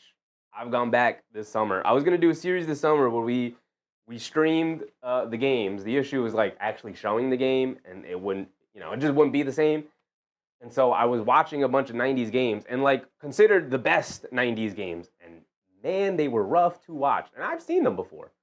When I was growing, I used to watch Hardwood Classics all the time. I had NBA TV on all day. And it was tough to watch. Here we go. We're into it. Roddy has it, and he's isolating. Why are we isolating? Down the lane, but he got the scoop layup to go anyway. Tied at 105. What are we doing? What are we doing? No overtime. No overtime. We're going to get a timeout from Boston. What are we doing?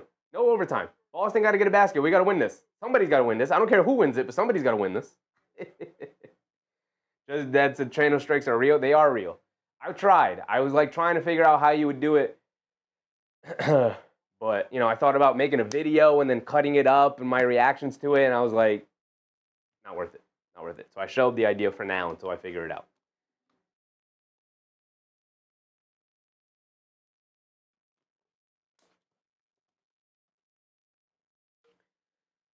Whew.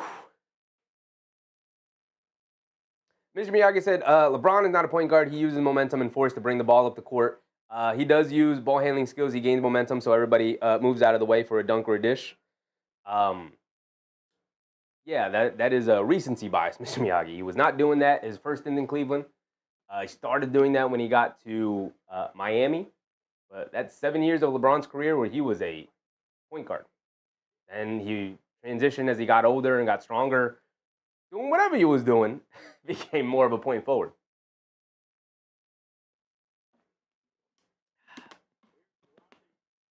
It also doesn't matter how you do it. Is Magic Johnson a point guard? Of course he's a point guard. He's the greatest point guard of all time. Was Magic Johnson breaking people down with ball handling? No, he was 6'9", and he was like, I'm gonna just use my size and my strength to back you down and get to my spot, and then I can see the whole court because I'm 6'9". He's still a point guard.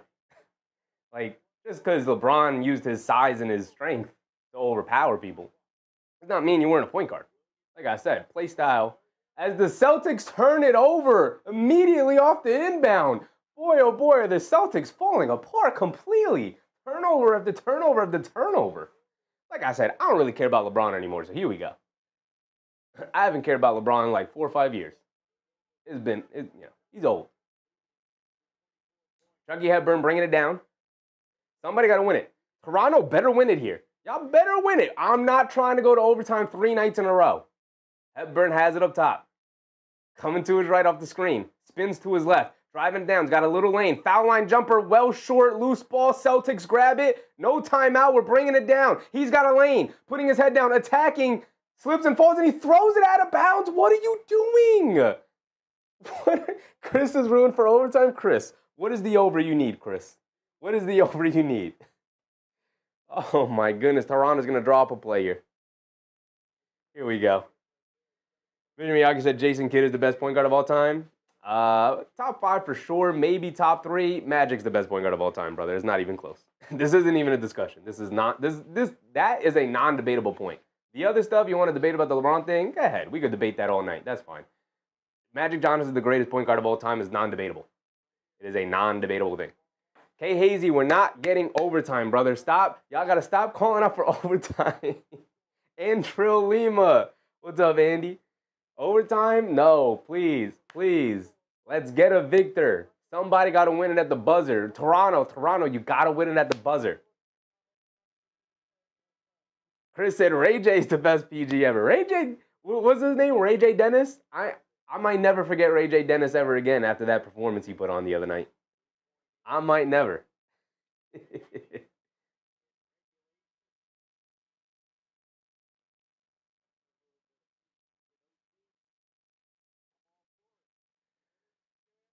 Oh, man. Preseason is supposed to be blowouts and just high scoring and teams running up and down and chucking up shots. It's not supposed to be filled with overtimes and... Oh, man.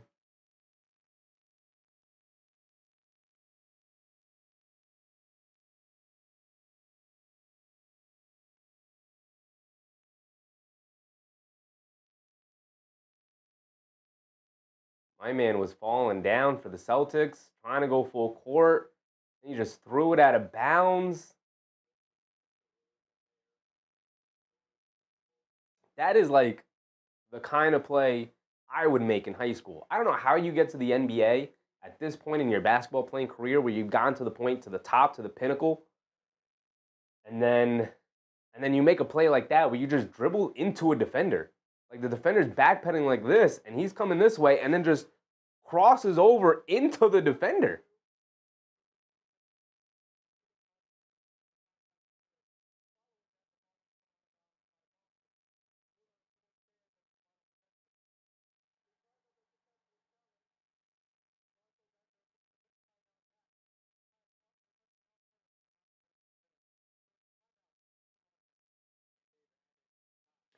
I have no idea what the call was there. So the Celtics challenged. Oh, I get it. I get it. The call on the floor wasn't out of bounds. The call on the floor was a charge on the Celtics. And so the Celtics challenged it because why not? You got 3.8 left to go. Use the challenge. Smart challenge from Missoula. Yeah, you got it. You got to challenge that. But the refs went and looked at it. The call stands. So it is a charge. Toronto will have the ball. They use their timeout now to advance the ball to the half-court line, to the front court. Here we go. Here we go. Somebody better get this buzzer beater. Somebody better get this buzzer beater. I'll pop off for you. I'll pop off for you, Toronto, if we can get a victory and get up out of here tonight. Here we go. Who getting it? David Roddy? Olivier Sarr? Jared Roden? AJ Lawson? Who's getting it? Who's getting it?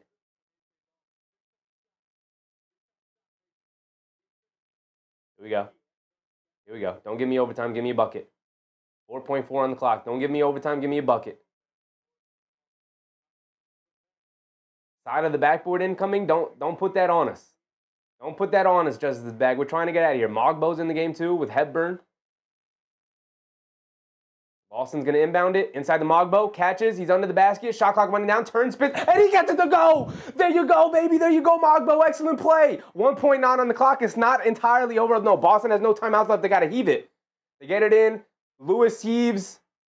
And that's it. There you go, Toronto. Way to get us up. Way to get us out of here, my brother. Way to get us out of here. Jonathan Mogbo in the game. Beautiful pass from Chucky Hepburn. Yes, sir. Yes, sir. Not necessarily at the buzzer, but the game winner for Jonathan Mogbo. Got the finish. My man was getting roasted last season because the only time he could finish in the paint was when he dunked it. And here he is showing the improvement, showing the development. They got it inside. He didn't rush it. He made sure he was in bounds, set his feet, hit him with a little pump fake, pivot, finish on the reverse. Got it to go, baby. That's what I'm talking about. We got the finish. Let me update the scoreboard. 107-105. Toronto completes the 27-point comeback here in preseason. Incredibly fun game. Again, I told you we picked out the right game. We are okay. We had one miss. We had the San Antonio-Miami game. Was not a good game. That was not a good game. That wasn't a good game. Chris, I apologize, brother, but not tonight. Not tonight. We probably weren't going to get there anyway, right? What'd you need, 231? We weren't going to get there anyway, even in overtime period. So it's fine. So we're out of here. Appreciate you. Appreciate everybody for hanging out with me here tonight. We will be live again tomorrow. What are we watching tomorrow? What are we watching tomorrow? We don't even know yet. Let's pick something out. Let's see what we got. Can y'all see? Let's do this. We got Thunder Pacers. That might be fun. Hawks Grizzlies. We might have to watch Hawks Grizzlies. Actually, we watched the Grizzlies already. I am interested in the Hawks, though. Hornets, Mavs. We got 3 games tomorrow. So Thunder, Pacers, Hornets, Mavs. What do y'all think? We got 60 people in here. Should I make a quick little thing? Start a poll. Game tomorrow. What are we doing? Probably should do this at halftime.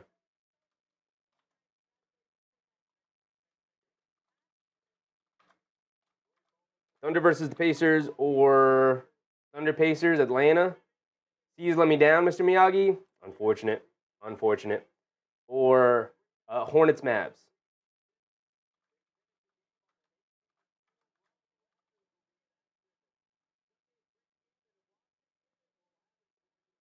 That's up there for y'all. Hornets, Mavs. I mean, the Mavs do have Cooper Flag. It'd be fun and interesting to watch Cooper Flag play. Right? Watch the rookie play. Hornets are also interesting. You got LaMelo back healthy. You got Brandon Miller back healthy. You got Con Knipple there. You got Liam McNeely. 2 rookies that they drafted. Thunder are starting to play some of their guys. Lawan says Thunder Pacers. Hawks probably blow out the Grizzlies. Maybe. Grizzlies are out there without no John Morant. Remember Grizzlies. I didn't put the Grizzlies up there because you got to remember, we already watched the Grizzlies game. That was when we thought John Morant was going to play. Without John Morant, without Zach Edey, without Jaren Jackson Jr., without Brandon Clark. So I think we're good on Grizzlies for a while. We're good on Grizzlies for a while until they start to get some healthy, get some players back.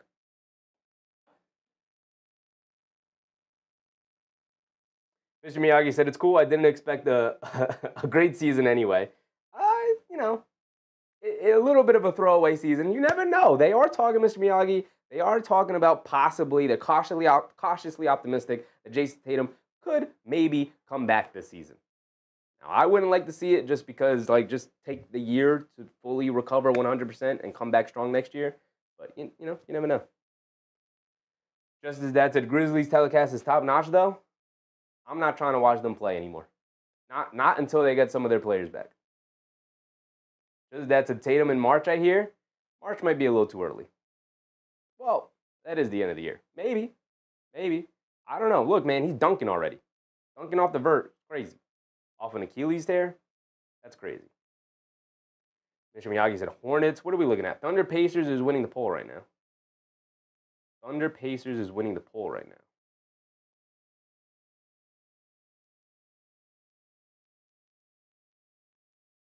Grizzlies are good. They just didn't have any of their healthy star players. Yeah, Grizzlies. We'll get back to watching the Grizzlies when they start getting some of their guys back. When we decided to watch the Grizzlies the last time when they played. Who'd they play? The Pacers. We decided to watch the Grizzlies that game, expecting John Morant to at least be out there, and then he sprained his ankle that morning in shoot around. So that sucked. But it still ended up being a good game.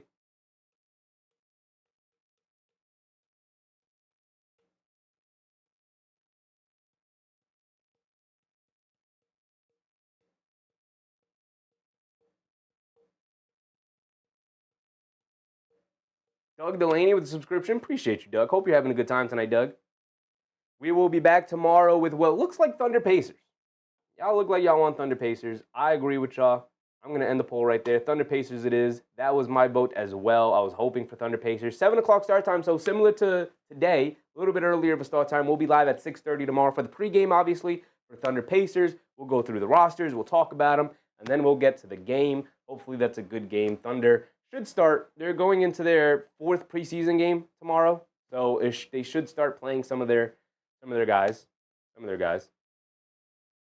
a little bit more often. I know J-Dub is not going to start the year, I believe, right? If I'm not mistaken, but we'll get there.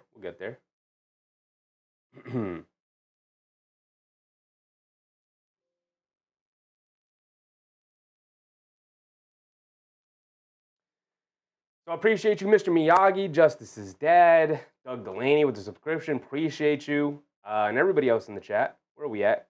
Chris Baskerville, Ernani, Alcantara, appreciate you. Doug Fresh, of course. Kay Hazy, everybody in the chat. Nick Yak was in here earlier. Appreciate everybody. AP was in here earlier. Appreciate y'all. I don't know if y'all still here. But that will be it. Justice's dad, of course, my guy. Appreciate y'all. Remember, brush your teeth before bed because some of y'all got stank breath. Shower before bed or shower every day because some of y'all be stinking. And get a nice full at least 7 hours of sleep because some of y'all be sleepy. And until next time, I appreciate y'all. I'll catch y'all on the next one. I'm out. Good night, everybody. Bye.